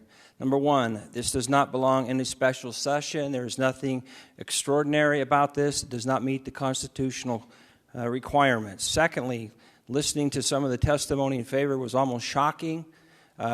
Somehow they're all robber barons, capitalist enterprises, greedy fat cats, when in reality all these mining companies that we're discussing are in fact publicly traded companies. And some of the largest purchasers of those stocks are none other than the teachers' unions and various government entities who invest their pension and retirement funds in those very portfolios. So they better be careful when they start labeling greedy fat cats as though these are some sort of companies owned by J.P. Morgan and John D. Rockefeller. I'm old enough to recall in the 1970s when the President of the United States told us all that we were running out of oil and that we had a 10-year supply. Now, how is that pertinent to this? Because the same sort of attitude is, well, we have the gold in Nevada and they don't have anywhere else to go. But let me assure you that the world, just like with oil, is actually swimming in gold. And the reason we have this incredible industry in Nevada is because we have protected the ability for them to invest in both the exploration and then the extraction of those minerals. You remove that protection, you're going to see an exodus of those types of industries because there are plenty of places around the world, just like with oil, that we're going to be surprised has substantial quantities of gold. Nevada is not unique. Nevada appears unique, being the 5th largest producer in the world, precisely because of the protection in our Constitution that has encouraged the investment in these types of enterprises. So we are literally going to destroy that industry and that willingness to invest in the long term. And as I pointed out the last time we had this discussion, the idea that you can sit here and mathematically calculate out how much tax revenue you're going to have by simply redoing the numbers, oh, wow, at this rate of production, and we put this rate of tax on it, we're going to get this rate of revenue, totally ignores the fact that you drive the investment out of business. They will not be paying those monies. We're going to see a net loss in revenue to this state. Then the constant criticism that, well, gold mines are greedy and $1,900 an ounce. Let's recognize how fortunate we are in Nevada that when the rest of the economy is collapsing around us, we have a counter-cyclical industry that helps pay the very revenue that we're here scrambling to get. We're fortunate to have those sorts of industries that are, in fact, counter-cyclical. So we want to drive them out? We're absolutely living in an economic la-la land with these types of bills. So I would urge my colleagues to think very carefully about this because what we're doing here is, and by the way, I am grateful that this will ultimately end up on the ballot because I still have a lot of confidence in the common sense of the citizens of this state, even though I'm sadly disillusioned a little bit by some of the la-la economic attitudes that we've seen in this legislative body. So it will end up on the ballot, and I believe this is such an extreme measure, and the ripple effect and the driving out of some of our most basic economies throughout the state are going to have a backlash effect at the ballot. So I am grateful for that aspect of it. But I also can't help but say it's wrong for us to deny the opportunity for the people most affected to be involved directly in testimony in a committee hearing like this. I've never seen that. I've been here a decade. I've served in special sessions and 5 regular sessions. The idea that we don't allow the experts an opportunity to testify in a committee hearing is just simply unprecedented. So I would urge my colleagues once again to consider very carefully the long-term ramifications for all of Nevada, especially, though, rural Nevada, when we drive these primary, high-paying, great industries out of existence and into other states and other nations. Thank you, Madam Chair. Any additional comments on the motion before the committee? Senator Settlemeyer. Thank you, Madam Chair. I had my button pressed earlier when we were in testimony, but unfortunately it must not be working properly. That being said, I oppose this concept. This would be the only industry in the state of Nevada to actually pay on a pure gross matter. Every one of the other ones are allowed to deduct some expenses. This would take the only industry in the state of Nevada, pure gross, and an increase of over 300%. On a different matter, earlier we were discussing the concept, though, that this went to a special ballot in 1989. Just so you know, there were two things on the ballot in 1989, taxing mining and actually increasing our public indebtedness. Fascinating that the concept of increasing mining passed by 78%, where increasing our debt only increased by 54% vote. So strange how it worked back then. Thank you, Madam Chair.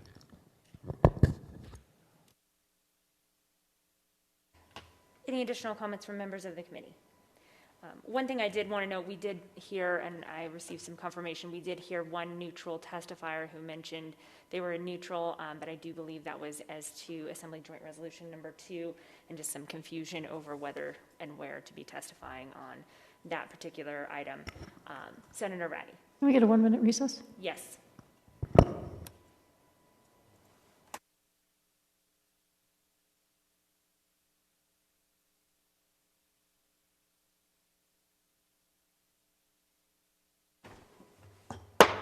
Committee will come back to order.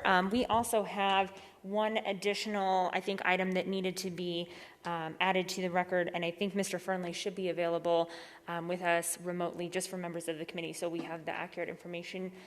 Moving forward, I think there was one point of clarification he did want to make.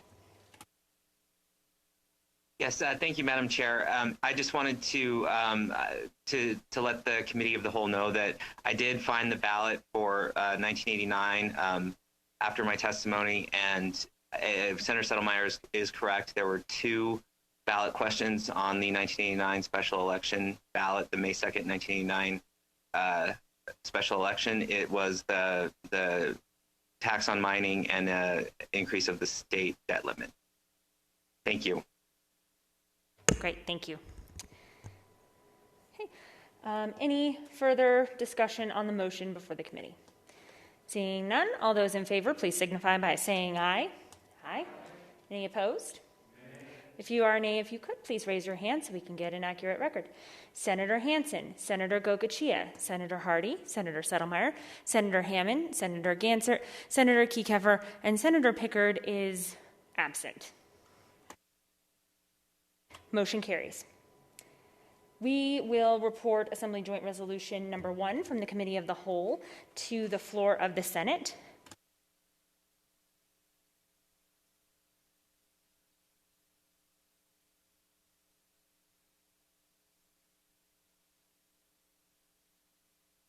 And we are going to be in a recess until the call of the chair in the Committee of the Whole before we take up Assembly Joint Resolution number 2.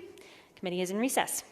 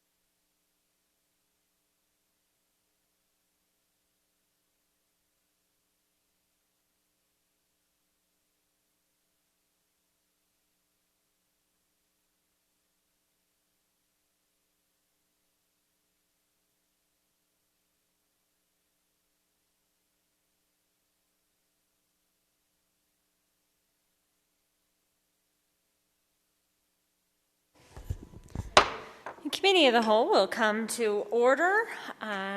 Welcome back this afternoon, committee members. We have one more item on our agenda in the Committee of the Whole. It's Assembly Joint Resolution number 2, which proposes to amend the Nevada Constitution to revise provisions governing the rate of tax upon the net proceeds of minerals extracted in this state. For those of you who are joining us online, you can find a copy of Assembly Joint Resolution number 2 on our legislative website, as well as our agenda for the Committee of the Whole. At the bottom of that agenda, you will see the call-in instructions, and we again will first take testimony to walk through this resolution. We will then open it up for questions from members of the committee, and then we will proceed with public testimony on AJR 2, and we will take it in the same format: those in support, those in opposition, and end with those in neutral. We will go ahead and open up the hearing on Assembly Joint Resolution number 2. And committee members, you will have in your desk a copy of that resolution, as well as the two legal opinions that we had referenced with respect to resolutions earlier as well. And we have, again, with us our very capable legal counsel, Mr. Brian Fernley, and of course our Fiscal Analysis Division tax guru superstar Russell Ginden, who will help walk us through the bill and answer any of our questions. And so we will turn it over to them to simply walk us through Assembly Joint Resolution number 2, and then we'll proceed to questions from the committee.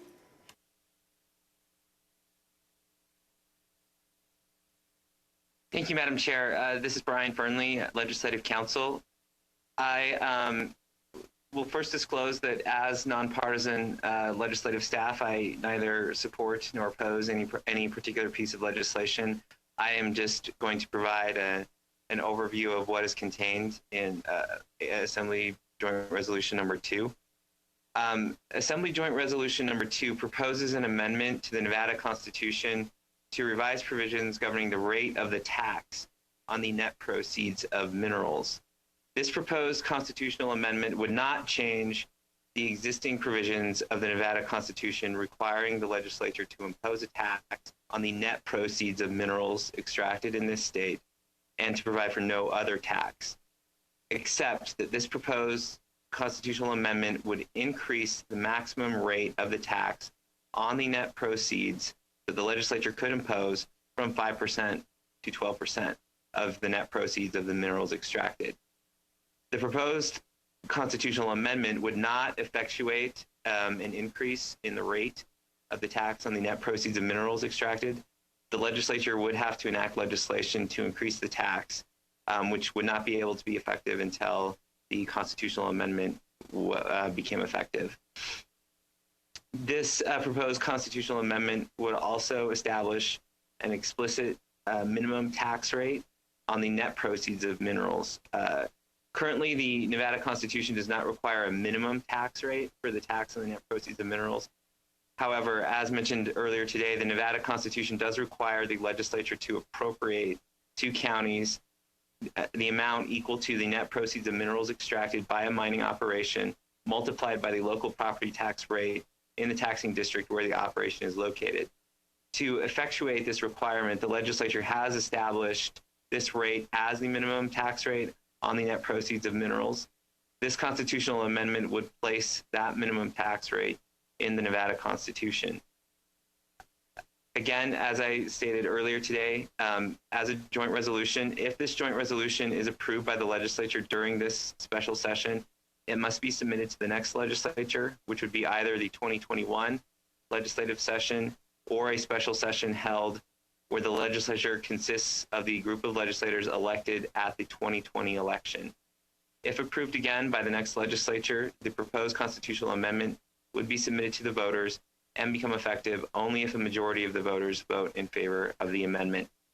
Thank you, Madam Chair, and I'm happy to answer any questions. Great. Thank you, Mr. Fernley. We appreciate you being with us this afternoon.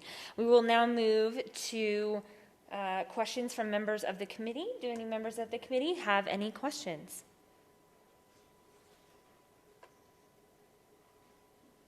Senator Brooks. Thank you, Madam Chair.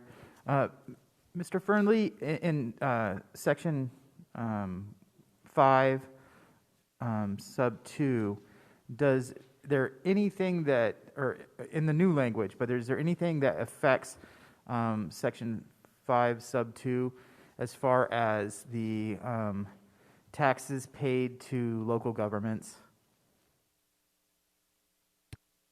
No, this constitutional amendment does not make any change to the provisions requiring the legislature to appropriate an amount of money to the counties that is equal to the property tax rate in the taxing district of a mining operation multiplied by the net proceeds of that operation. There is no change in this proposed constitutional amendment to that.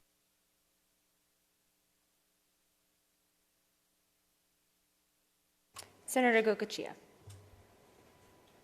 Thank you, Madam Chair. And I was just curious, what kind of analysis or whatever we came up with. Why did we land on 12% rather than 10, 8?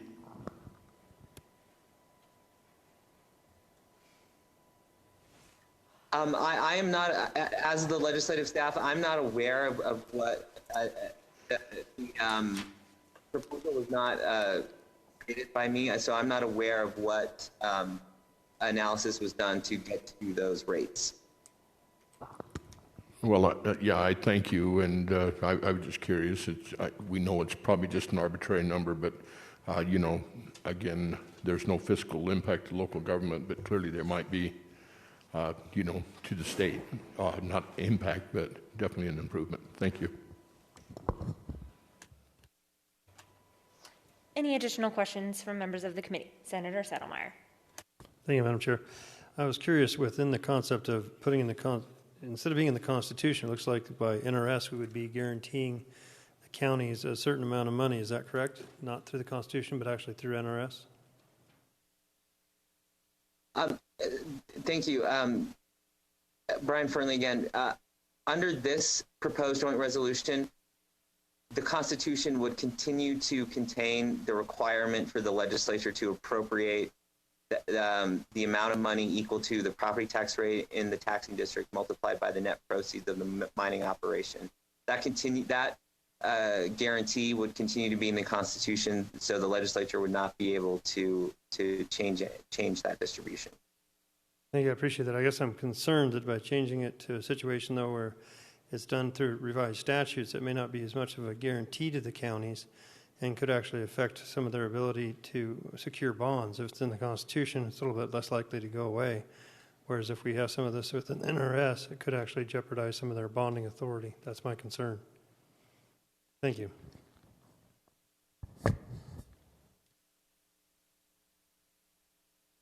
And Madam Chair, if it's all right if I respond to that? Yes, please. This AJR2 would maintain the constitutional guarantee that you're referring to. AJR1 was the proposed amendment that would have removed that constitutional provision and placed it within the discretion of the legislature. Thank you. I appreciate that. I guess with all these different ones, I'm getting confused. Sorry about that.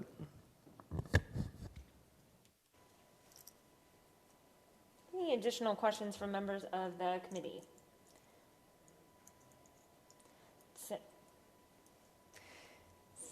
Senator Gocochea.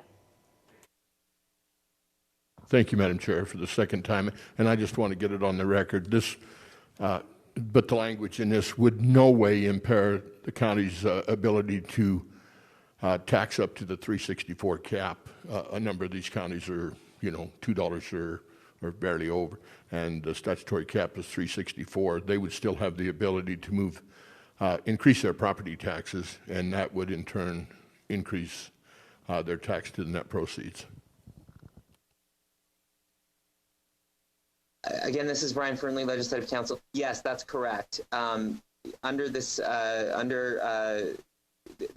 joint resolution would not change the current provisions of the Constitution, which provide that the property tax rate set by the county or set in the county, whatever that happens to be in the county, it can go up, it can go down, it can go above 364 by statute. but that amount would continue to go to the county. Thank you. I just wanted to get that on the record. Thank you, Madam Chair. Senator Orenshaw. Thank you very much, Madam Chair. And my question is for our Legislative Council. Is there anything in this proposed constitutional amendment that would change the enumerated deductions that the mining companies can take in Chapter 362 in terms of their cost of business, their statutory deductions? No, nothing in this constitutional amendment would change that, or the legislature's ability to adjust that. This provision would not affect the deductions. Thank you, Mr. Fernley. Thank you, Madam Chair. Okay. Seeing no additional questions from members of the committee, we will go ahead and move to take public comment and testimony on Assembly Joint Resolution number 2. For those of you who are wishing to call in to give public testimony on Assembly Joint Resolution number 2, you can find the number for the call-in at the bottom of our agenda. Once you call in, you will be entered into a queue of callers waiting to testify. Once you are on the line, please stay on the line so that you can maintain your place in that queue. The lines for public testimony are now open, so please, if you wish to share that, call in so that we can hear from you. We will be limiting public testimony to not more than 2 minutes per person, and we will be taking these in a block of 30 minutes for support, 30 minutes for opposition, and 30 minutes for neutral testimony. We will begin with those who wish to testify in support. And again, if you have written comments to supplement the testimony that you give, or if you would rather submit written comments in lieu of public testimony, there's also an email address at the bottom of our agenda where you can send those comments to be made part of the minute or the record of the Committee of the Whole. With that, we are going to turn it over to our Legislative Council Bureau Broadcast staff, who is going to be able to facilitate our public testimony. And again, we'll begin with those who are in support of Assembly Joint Resolution number 2.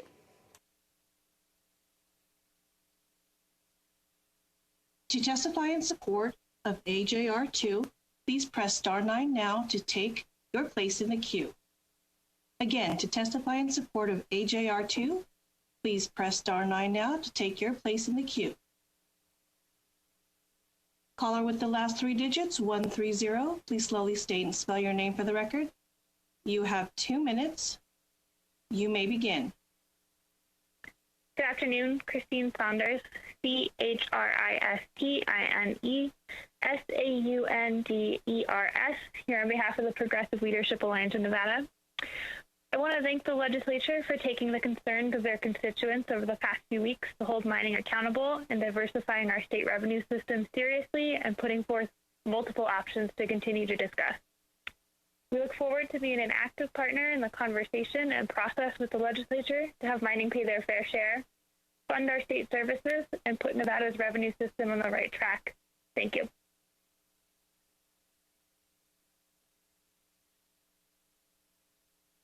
Caller with the last 3 digits, 155.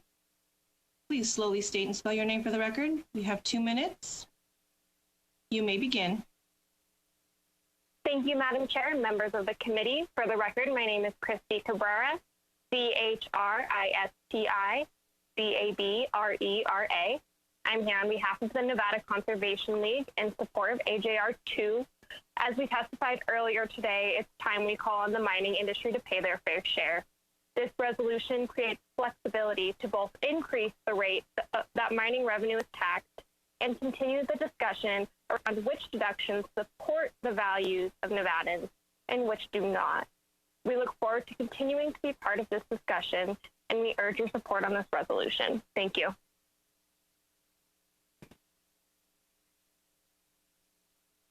We are on support testimony for AJR 2. If you have recently joined the call and would like to testify in support, please press *9 now to take your place in the queue. Madam Chair, there are no more callers in support at this time. Great. We will go ahead then and move on to testimony in opposition to Assembly Joint Resolution number 2. If you wish to testify in opposition, please pay careful attention to the instructions so that we can get your testimony.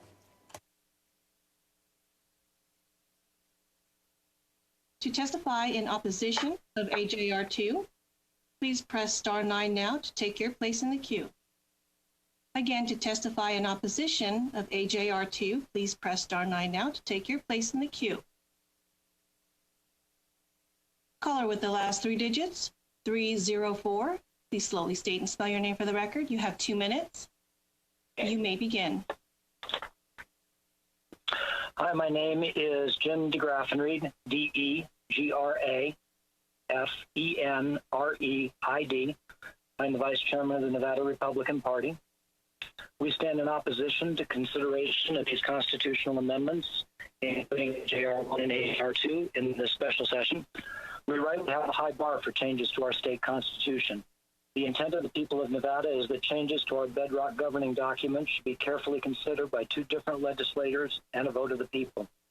Yet in this hearing today, and in the one for AJR 1, it was made very clear that your intention is not to hold hearings with proper notice or any expert testimony as would be held if these bills were being heard in a regular session.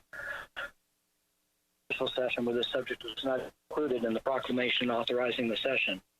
It has been stated that this constitutional change could be passed in this session, passed again less than a year from now, and even placed before the voters in a special election. All legislation contains the words, "The people of the state of Nevada represented in Senate and Assembly do enact as follows." The people of the state of Nevada do not feel represented in this session, although the special interest groups which have provided all the support for these bills and resolutions are very well represented. The refusal of this bill, as well as most of the others in this, are the following. When legislation is rushed through without proper hearings or process, it is clear to the many thousands of Nevadans who are negatively impacted by these attacks on our rural communities and on our Nevada way of life that these are not legitimate bills and resolutions. If changing the method or the rate of taxation of mining is a good idea, then it can withstand the sunlight of a legitimate process and should be considered in a regular session under regular order, as our Constitution requires. With that, I yield back.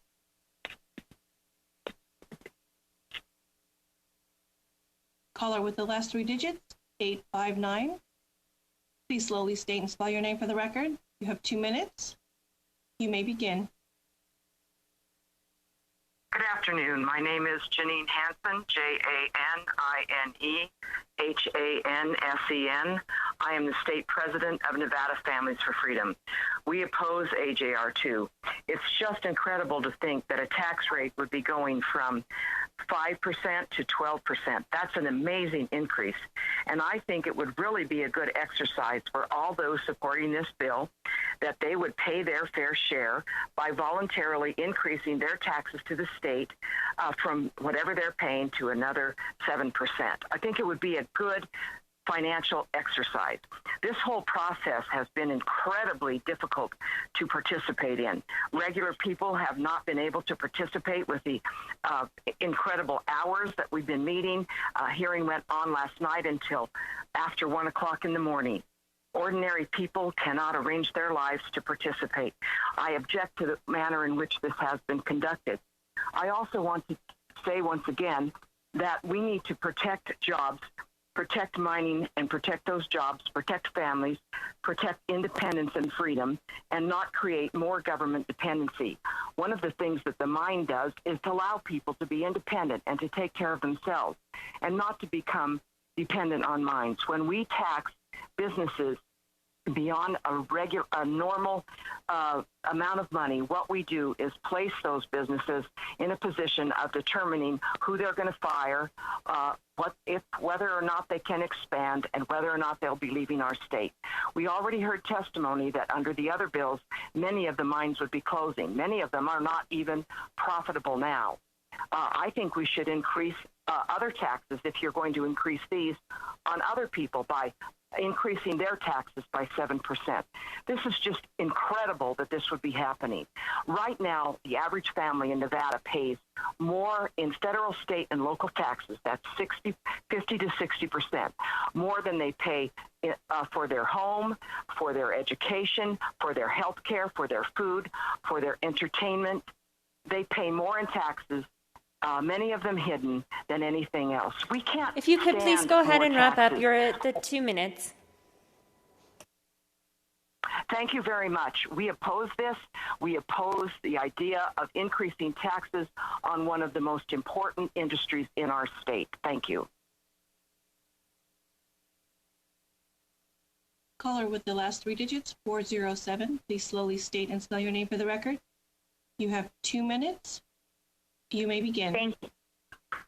Thank you. This is Randy Thompson, RandyThompson. I'm State Director for the National Federation of Independent Business. Thank you, Senators, for this hearing. As many of you know, I represent small business across the state. And during testimony today, while you were all listening, the SpaceX crew actually splashed down in our ocean. Those astronauts would not have been able to make it to space without the minerals produced in Nevada. Nevada makes space exploration possible. This tax and the other ones that were talked about previously will have a chilling impact on our mining companies in this state. As Mr. Guyton talked about earlier, he could not give you a direct impact of how this tax will impact mining, nor will you understand the impact it will have on the 2,500 small businesses that rely on mining. While for every one job that's created in mining, there are 4 support jobs created, and that is according to the governor's economic development. We are looking at 12,000 direct jobs specifically to mining. The impact on small business will be huge. The impact on Clark County may not be felt, but the impact in 15 other counties will be. I know we talk a lot about Newmont and Barrick, but there are a lot of small mines in this state, and there are a lot of small businesses that rely on mining in our state. We urge your opposition to this bill. Thank you.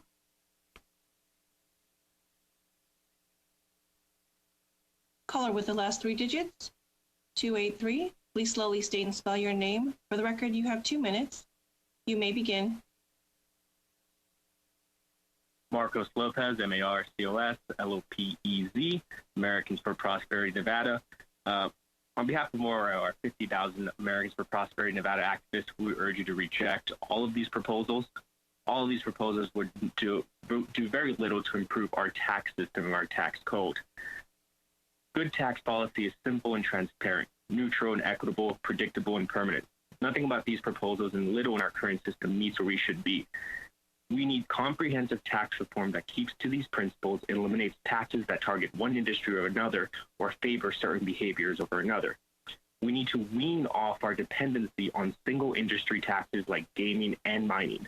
Our current budget crisis has been supercharged due to our over-reliance on these specific industry taxes. While we don't endorse everything, a solid framework to start and build upon was put together by the Tax Foundation in 2015. Thank you. I hope you all vote no on this effort.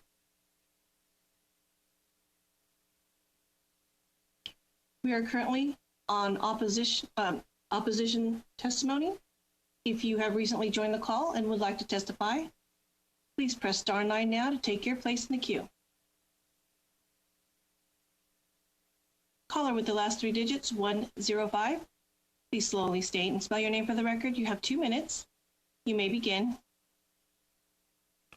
Lynn Chapman, LYNNCHAPMAN, State Vice President of Nevada Eagle Forum.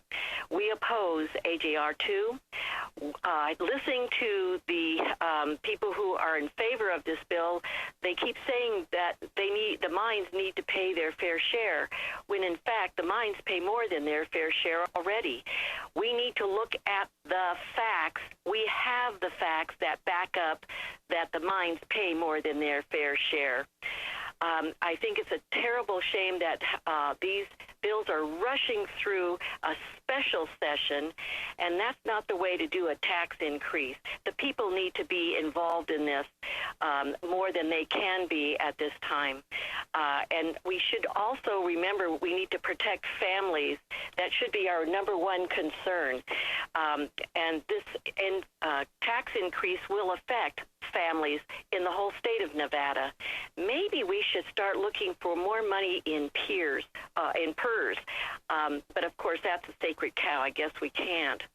I will be working hard to defeat all three of these tax increases on mines. I don't think they're right for Nevada, and they're definitely not right for the families of Nevada. Thank you.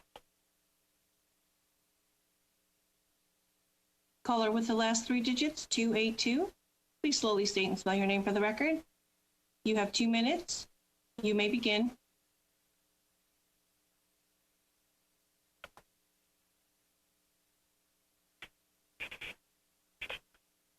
Caller with the last three digits, 282. Please slowly state and spell your name for the record. You have 2 minutes. You may begin. Hi, I apologize. I did not hear that. Good morning, good afternoon, Madam Chair and members of the committee. This is Pam Robinson representing Hecla Mining Company, PAMROBINSON. I appreciate, again, the opportunity to testify today, this time on AJR2.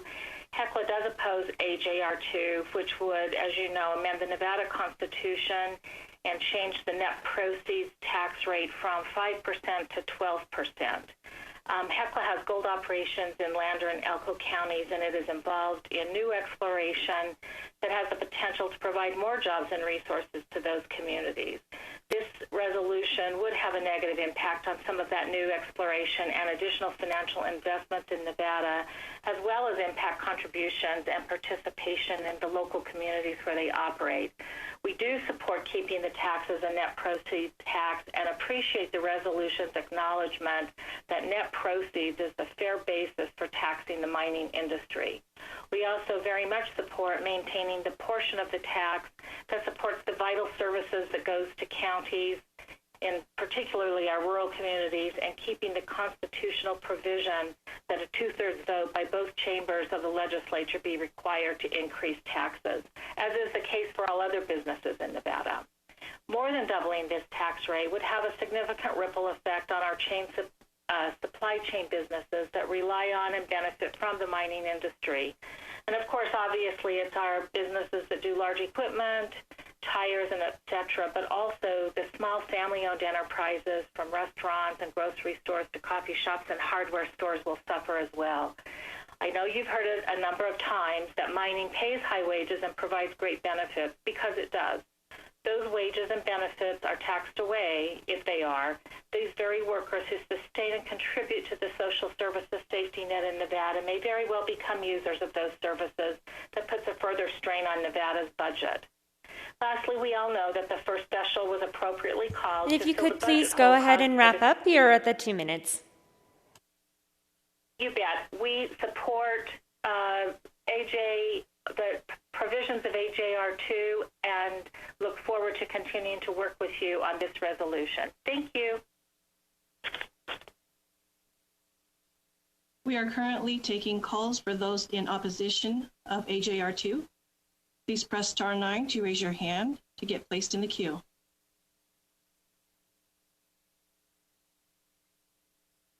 Madam Chair, there are no more callers in opposition at this time.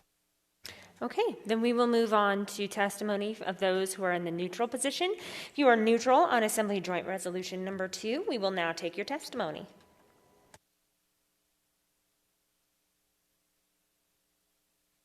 To testify in neutral on AJR2, please press *9 now to take your place in the queue. To testify in neutral on the bill, please press *9 now to take your place in the queue. Caller with the last three digits, 188. Please slowly state and spell your name for the record. You have 2 minutes. You may begin. Hello, my name is Alaric Triggs. I'm a citizen of Nevada, and I strongly oppose this bill, not because it comes from Democrat or Republican, but because it is wrong for the government to thrust such taxes upon the mines as to be worthy to be called theft. The tax the mines in such a way as any of the three bills proposed would be detrimental to our state, which in many counties depends almost solely upon mining as a source of income. Gross revenue and net receipts are two extremely different things. Anyone in the Senate who has been in the trades will understand that such a tax would not only be wrong, but ruinous to our state and its businesses. It is said that far more taxes are to be collected and it will be beneficial. It won't be. The mines stay in Nevada because there is an incentive to stay, and that incentive is making a decent profit and being able to get ahead and expand through hard work paired with good management, the American dream.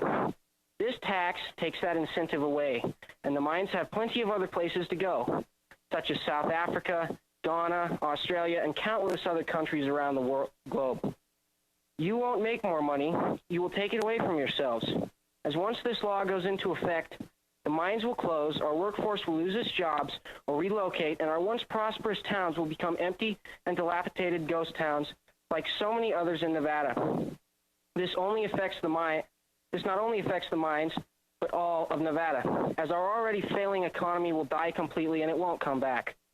We should not embrace the ravenous wolf that is government spending, for it shall never stop lusting for more, as it will never rest, it will never sleep, and it will never stop. The more you feed it, the more it grows. The mines don't need Nevada. Nevada needs the mines. Tax them like this, and they will all leave, and rather than millions of dollars you're getting from the mines now, you won't get a penny. If you want to increase revenue, you need to decrease spending. This bill will be the death of our state should it pass, and that won't be good for anybody, politicians included. Thank you. And I would just remind everyone who is with us still wishing to give testimony that we are in the neutral testimony. So if you wish to testify in neutral, we will take your testimony at this point.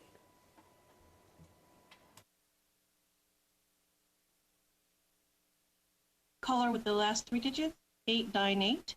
Please slowly state and spell your name for the record. You have 2 minutes. You may begin. For the record, my name is Annette Magnus, and I'm the Executive Director of Battleborn Progress. I am here today in the neutral position for AJR 2. As a second-generation native Nevadan, I believe that all revenue options are critical for our state to have on the table. We thank you for keeping all of these revenue options on the table, and we would like to have further conversations about all of these bills. We all agree that mining must pay their fair share, especially at a time when they are doing better than ever, and that corporate welfare should not be allowed in our state in any form. We appreciate the efforts on this bill and look forward to further discussions. Also, to the caller in opposition to this bill who offered us the challenge of paying more taxes personally, I would be happy to do that, as I have stated before. I think everyone should pay their fair share in this state and stop passing the burden of our regressive tax structure to the people who are already struggling.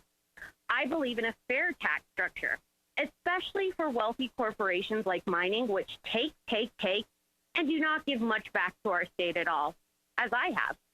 Thank you so much.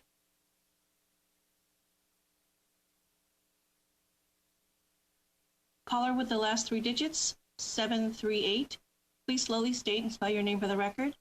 You have 2 minutes. You may begin. Hello, good afternoon. Tyree Gray, T-Y-R-E-G-R-A-Y, President of the Nevada Mining Association, representing 550 members. The association rises in neutral to AJR 2. AJR 2 represents a good faith effort to preserve the current net proceeds mechanism and holds the local government harmless. Yet it bears mentioning that the top rate would increase by 140%. This is a large jump and could threaten smaller operators, upstart, and chill investment into the state. Yet the industry is committed to being at the table to help the legislature navigate through the difficult process of crafting a solution that is best for the people who rely on the mining industry for their livelihood and all residents of Nevada who benefit from the mining industry. Thank you.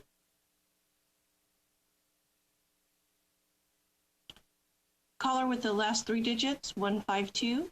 Please slowly state and spell your name for the record. You have 2 minutes. You may begin. My name is James Wadhams, J-A-M-E-S-W-A-D-H-A-M-S. I'm with the law firm of Black & Wadhams, and I'm representing Newmont. Newmont's been in Nevada since 1965 and is currently a minority partner in the Nevada Gold Mines joint venture. We are neutral on this bill because we respect the opportunity to have continuing dialogue about the proper way and the proper level for payment of taxes, and in particular doing it in a manner that allows the industry to continue to sustain itself and be a long-term taxpayer, as opposed to eliminating the opportunity for the revenue going forward. Thank you.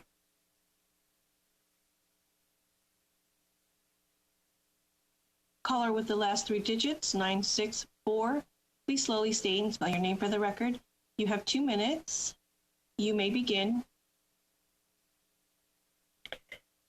Thank you, Madam Chairman and members of the committee. For the record, Mary Walker, M-A-R-Y-W-A-L-K-E-R, representing Lyon County.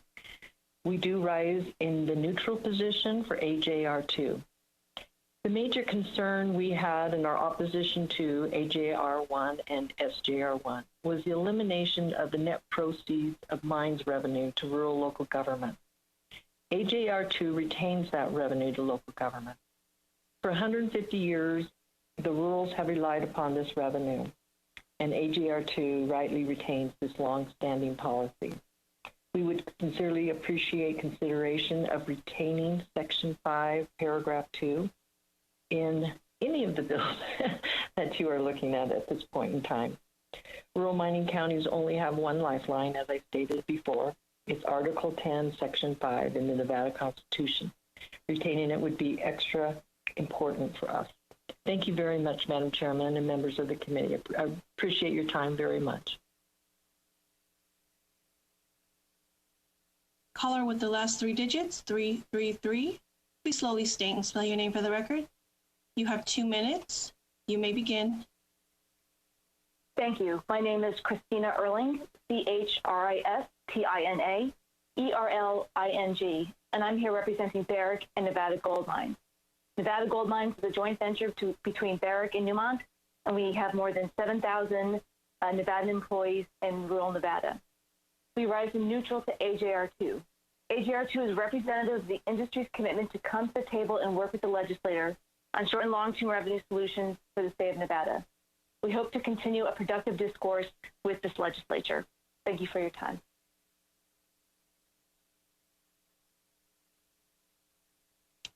We are currently taking testimony for those in neutral of the bill. Please press star 9 now to raise your hand to get placed in the queue. Again, we are taking testimony for those in neutral. Please press star 9 now to raise your hand to get placed in the queue. Caller with the last three digits, 783.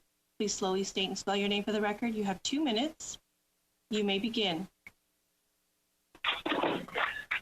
For the record, this is Frances Dean, F-R-A-N-C-E-S, Dean, D-E-A-N-E. I rise in the neutral position on this bill, but I am concerned.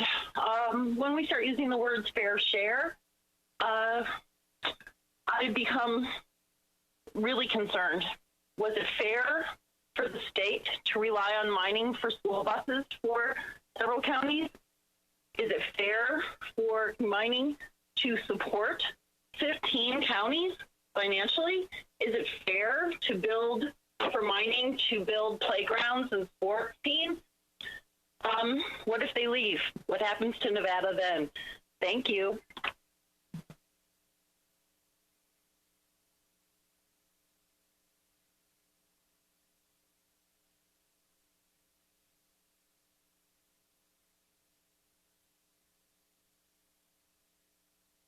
Madam Chair, there are no more callers in neutral at this time. Great, thank you so much for helping to facilitate our public testimony. We appreciate all of your hard work. Okay, committee members, we will go ahead at this point and close the hearing on Assembly Joint Resolution number 2. Pleasure of the committee, Senator Brooks. Thank you, Madam Chair. I move we do pass. Is there a second to Senator Kinsella? Any discussion on the motion? Seeing none, all those in favor, please signify by saying aye. Aye. Any opposed? If you are a nay, if you could please raise your hand. We'll go ahead and make sure we have a record. Senator Hansen, Senator Gokachia, Senator Hammond, Senator Settlemeyer, Senator Gansert, Senator Kiekever, Senator Pickard. Motion carries. Assembly Joint Resolution number 2 will be reported out of the Committee of the Whole and to the floor of the Senate. And at this point in time, that concludes the items on this agenda for the Committee of the Whole. Senator Woodhouse. Thank you, Madam Chair. I move that the Senate Committee of the Whole do rise and report to the Senate. I second that motion. You've heard the motion by Senator Woodhouse and a second by Senator Parks. Any discussion on the motion? Seeing none, all those in favor, please signify by saying aye. Aye. Any opposed? Motion carries. The Committee of the Whole is dissolved, and the Senate will be in a brief recess.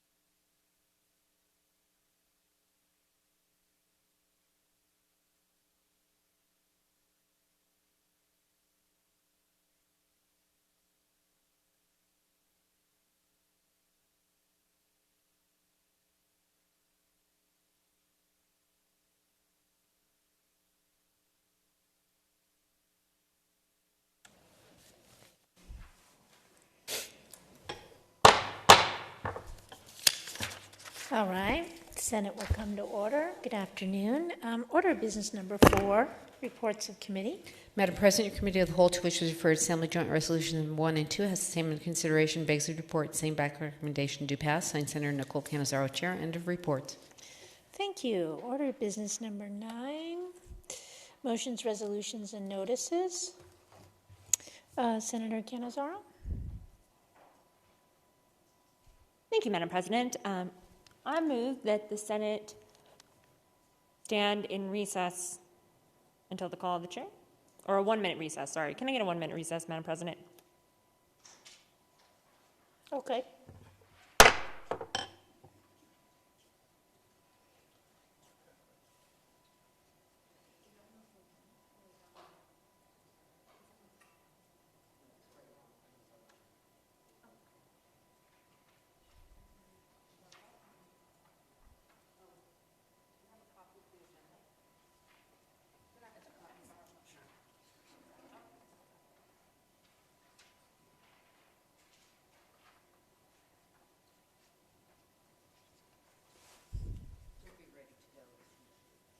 Okay. Hello again. We're back from recess. Order of business number 9, motions, resolutions, and notices. Senator Canizaro. Thank you, Madam President. I move to place AJR's numbers 1 and 2, just reported out of the Committee of the Whole, on the general file for this legislative day, and considered next. Okay. Senator Canizaro has made a motion. Are there any remarks? All right. Hearing none, all those in favor signify by saying aye. Aye. Opposed, nay. Motion carries. That concludes order of business number 9. Thank you. Order of business number 13, general file. Assembly Joint Resolution number 1, introduced by Assembly Committee of the Whole, proposed to amend Nevada Constitution to revise provisions governing the taxation of mines, mining claims, and the proceeds of minerals extracted in the state. End of resolution. Thank you. Are there any amendments to the resolution? There are none. End of resolution. Thank you. Remarks from the floor. Senator Brooks. Thank you, Madam President. Assembly Joint Resolution 1 proposes to amend the Nevada Constitution to 1. Eliminate the requirement for the legislature to impose a tax upon the net proceeds of minerals extracted at a rate not to exceed 5% of the net proceeds, and 2. To eliminate the appropriation of a portion of those proceeds to each county in this state. Instead, AJR 1 would amend the Nevada Constitution to impose a tax on the gross proceeds of all minerals extracted in this state at a rate of 7.75% of the gross proceeds, and would authorize the legislature to provide by law for the taxation of mines and mining claims and the proceeds of all minerals extracted in this state. Assembly Joint Resolution 1 provides that the 7.75% tax on the gross proceeds of minerals would be imposed on minerals extracted during each calendar year beginning on or after January 1st, 2023. 25% of the proceeds of the tax on the gross proceeds would be required to be used exclusively for educational purposes, to provide for the health care of the residents of the state, or to provide economic assistance to the residents of this state, or any combination thereof. The use of the remaining 75% of the proceeds of the tax would not be restricted by the provisions of the Nevada Constitution. The amendment to the Nevada Constitution proposed by AJR 1 would also provide that a majority of the members elected to each house is necessary to pass any provision of a bill that enacts or amends a law providing for the taxation of mines, mining claims, or the proceeds of minerals extracted in this state in a manner that creates, generates, or increases any public revenue in any form, and an affirmative vote of not fewer than 2/3 of the members elected to each house is necessary to pass a bill to reduce the rate of or provide an exemption from the tax on the gross proceeds of minerals extracted by a particular class of taxpayers or imposed on a type of mineral extracted. If the Assembly Joint Resolution 1 is passed during the 32nd special session of the legislature, it must also be passed by the next legislature and then approved and ratified by the voters in an election before the proposed amendments to the Nevada Constitution become effective. Thank you. Thank you, Senator Brooks. Further remarks? All right. Here, seeing none, the secretary will open the roll.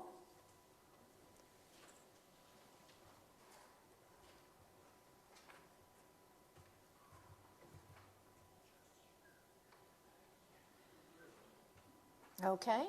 Looks like everyone's voted. Does anyone wish to change his or her vote? All right. The Secretary may close the roll. The vote on Assembly Joint Resolution 1 is 13 in favor, 8 against. The resolution, having received a constitutional majority, is declared passed. Order the Assembly. Assembly Joint Resolution Number 2, introduced by Assembly Committee of the Whole, proposed to amend the Nevada Constitution to revise provisions governing the rate of the tax upon net proceeds of minerals extracted in the state. End of resolution. Thank you. Are there any amendments to the resolution? There are none. End of resolution. Thank you. Remarks from the floor. Senator Dondero Loop. Thank you, Madam President. Assembly Joint Resolution 2 proposes to amend Article 10, Section 5 of the Nevada Constitution to 1, increase the maximum allowable rate of the tax on the net proceeds of minerals extracted in this state from 5% to 12%, and number 2, establish the minimum allowable rate of the tax on the net proceeds of minerals extracted in the state as the property tax rate imposed in the taxing district in which the extractive operation is located. If Assembly Joint Resolution 2 is passed during the 32nd special session of the legislature, it must also be passed by the next legislature and then approved and ratified by the voters in an election before the proposed amendments to the Nevada Constitution become effective. Thank you. Thank you, Senator Dondero Loop. Further remarks, Senator Hansen. Thank you, Madam President. A very interesting thing that we just witnessed, and that is there's been a lot of complaints about the fact that there are some really, really large companies that don't pay their fair share. But we've all been focusing on all of the companies. Yet what we just witnessed was, in fact, these giant companies using, potentially, the regulatory processes of this state to eliminate their competition. Because frankly, when you're a giant company like Barrick or Newmont, they have the resources and the deep pockets to be able to absorb these kind of things. So by using this kind of a law, they will actually squeeze out their competition. And once again, the big get bigger and the rich get richer, and those smaller companies will be forced to basically sell their interests to the big companies. So I'm voting no, but I'm just disappointed to see these industries sell out the small guys when these kind of fights come into play. Thank you, Madam President. Thank you, Senator Hansen. Senator Kiefer.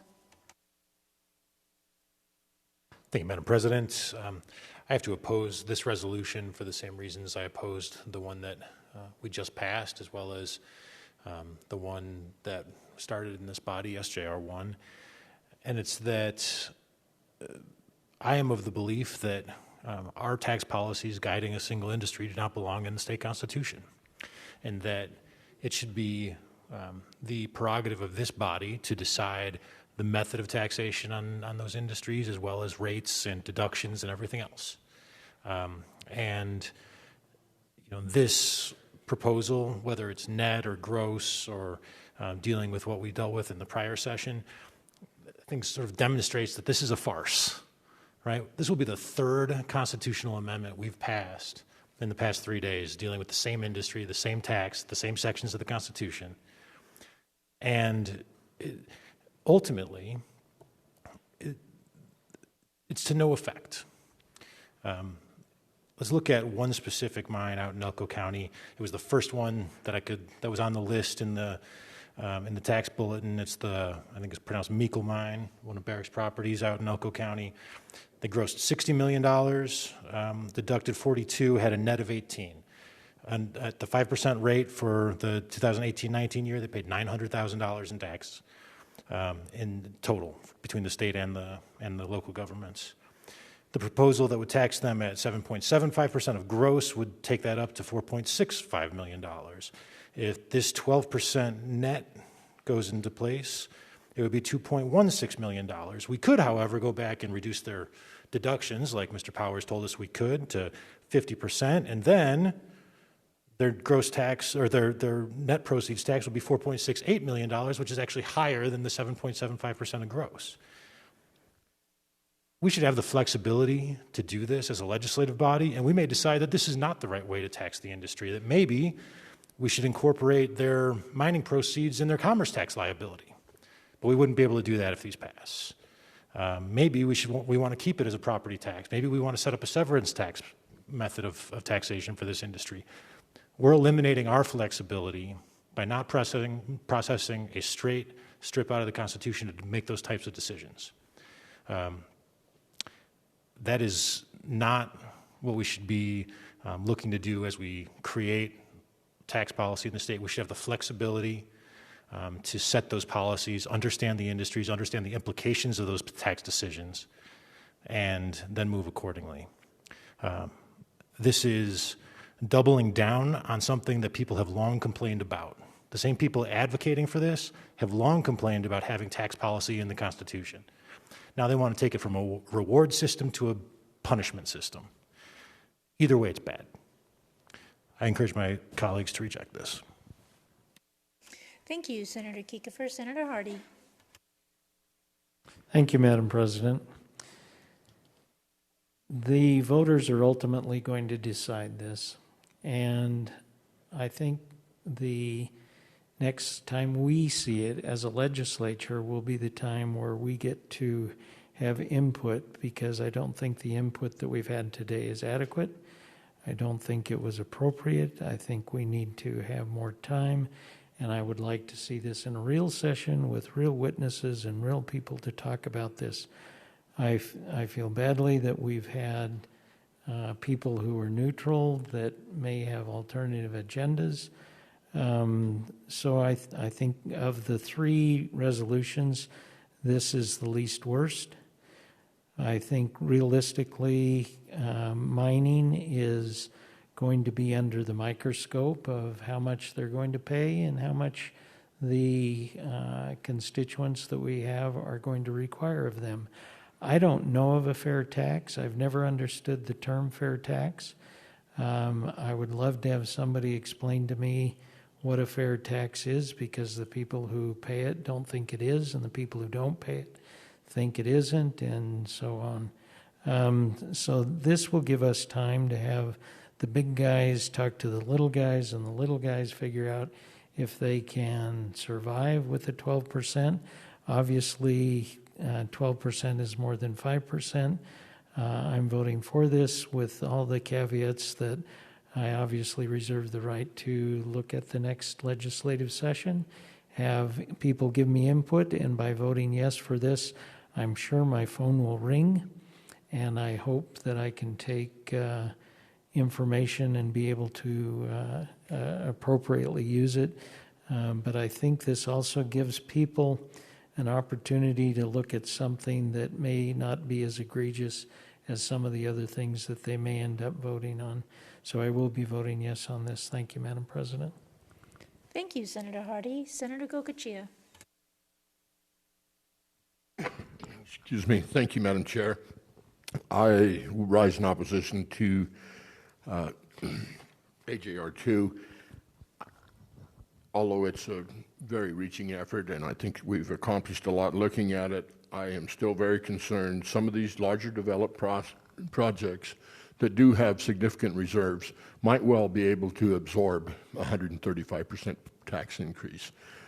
But some of the smaller base metals, even down to the gypsum silica operations, won't be able to bear that burden. We need to have a little better balance, and with balance, it's going to take more time to discuss this.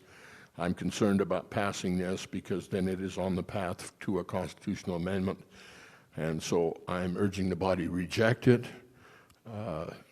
Again, it can't be changed, but I think it does start the dialogue, and I think it's going to be effective, but I can't support it. The industry is still tiered. There are companies, exploration companies, that can't afford to take this hit. Maybe the majors can, but we need to have that discussion. I ask this body to reject this. Let's have the discussion in a full open session. Thank you. Thank you, Senator Gokachia. Senator Gansert. Thank you, Madam President. Special sessions provide limited opportunities for public input, reduce the give and take required to craft better legislation, and significantly reduce transparency. And during the COVID-19 pandemic, with a legislative building limited to legislators and essential staff, those shortcomings are substantially amplified. Senate Joint Resolution 1, Assembly Joint Resolution 1, and Assembly Joint Resolution 2 all are contemplating changes to the Constitution and tax increases. Using a special session to change the Constitution and increase taxes on any industry sets an extremely bad precedent given the lack of public input, information, and transparency. We know that because when we asked legislative staff questions, even about how the geothermal industry is taxed, we couldn't get an answer. So I know I'm open to looking at legislation during regular sessions, especially when we're looking at constitutional amendments, so that they can be fully vetted and discussed, and so that industry has an opportunity to come to the table, as well as more public input. And we know that the input this time from industry was limited to 2 minutes during public comment. So again, this isn't the place to propose amendments to the Constitution. It's a time where we need to take care of urgent business, and we've got a lack of input, transparency, and availability of information. So for those reasons, I'll be opposing this resolution. Thank you. Thank you, Senator Ganser. All right then. Senator Pickard, your light went off. Okay, thank you.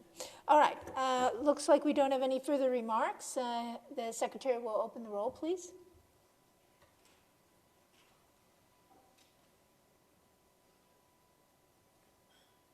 All right, looks like everyone's voted. Does anyone wish to change his or her vote? All right, seeing none, the Secretary will close the roll. The vote on Assembly Joint Resolution 2 is 14 in favor, 7 against. The resolution, having received a constitutional majority, is declared passed. Order the Assembly. That concludes order of business number 13. And just as a point of information, these two resolutions will be immediately transmitted to the Assembly. Thank you. Order of business number 16, remarks from the floor. And I would like to make a quick remark. Some of you, I think, have seen that there's a nice portrait on Senator Hansen's desk. He has been married for 40 years today. And I just want to say congratulations, and also the picture's lovely. Yeah, I hope you don't mind if I say you look quite adorable in the photo. Anyway, so congratulations, Senator Hansen, to you and your wife. That's an accomplishment to be honored. Thank you.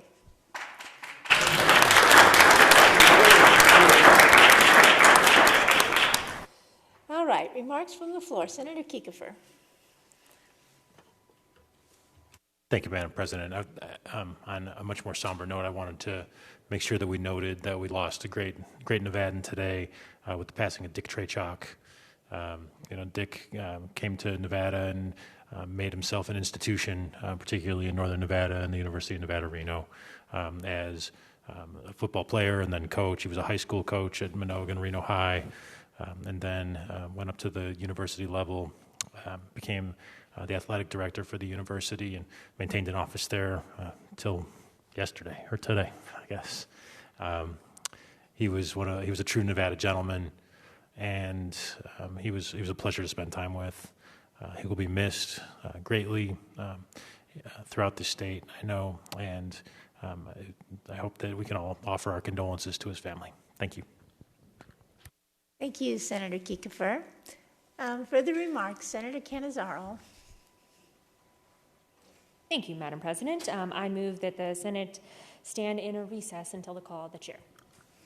All right, you have heard the motion to recess. All those in favor signify by saying aye. Aye. Opposed, nay. Motion carries.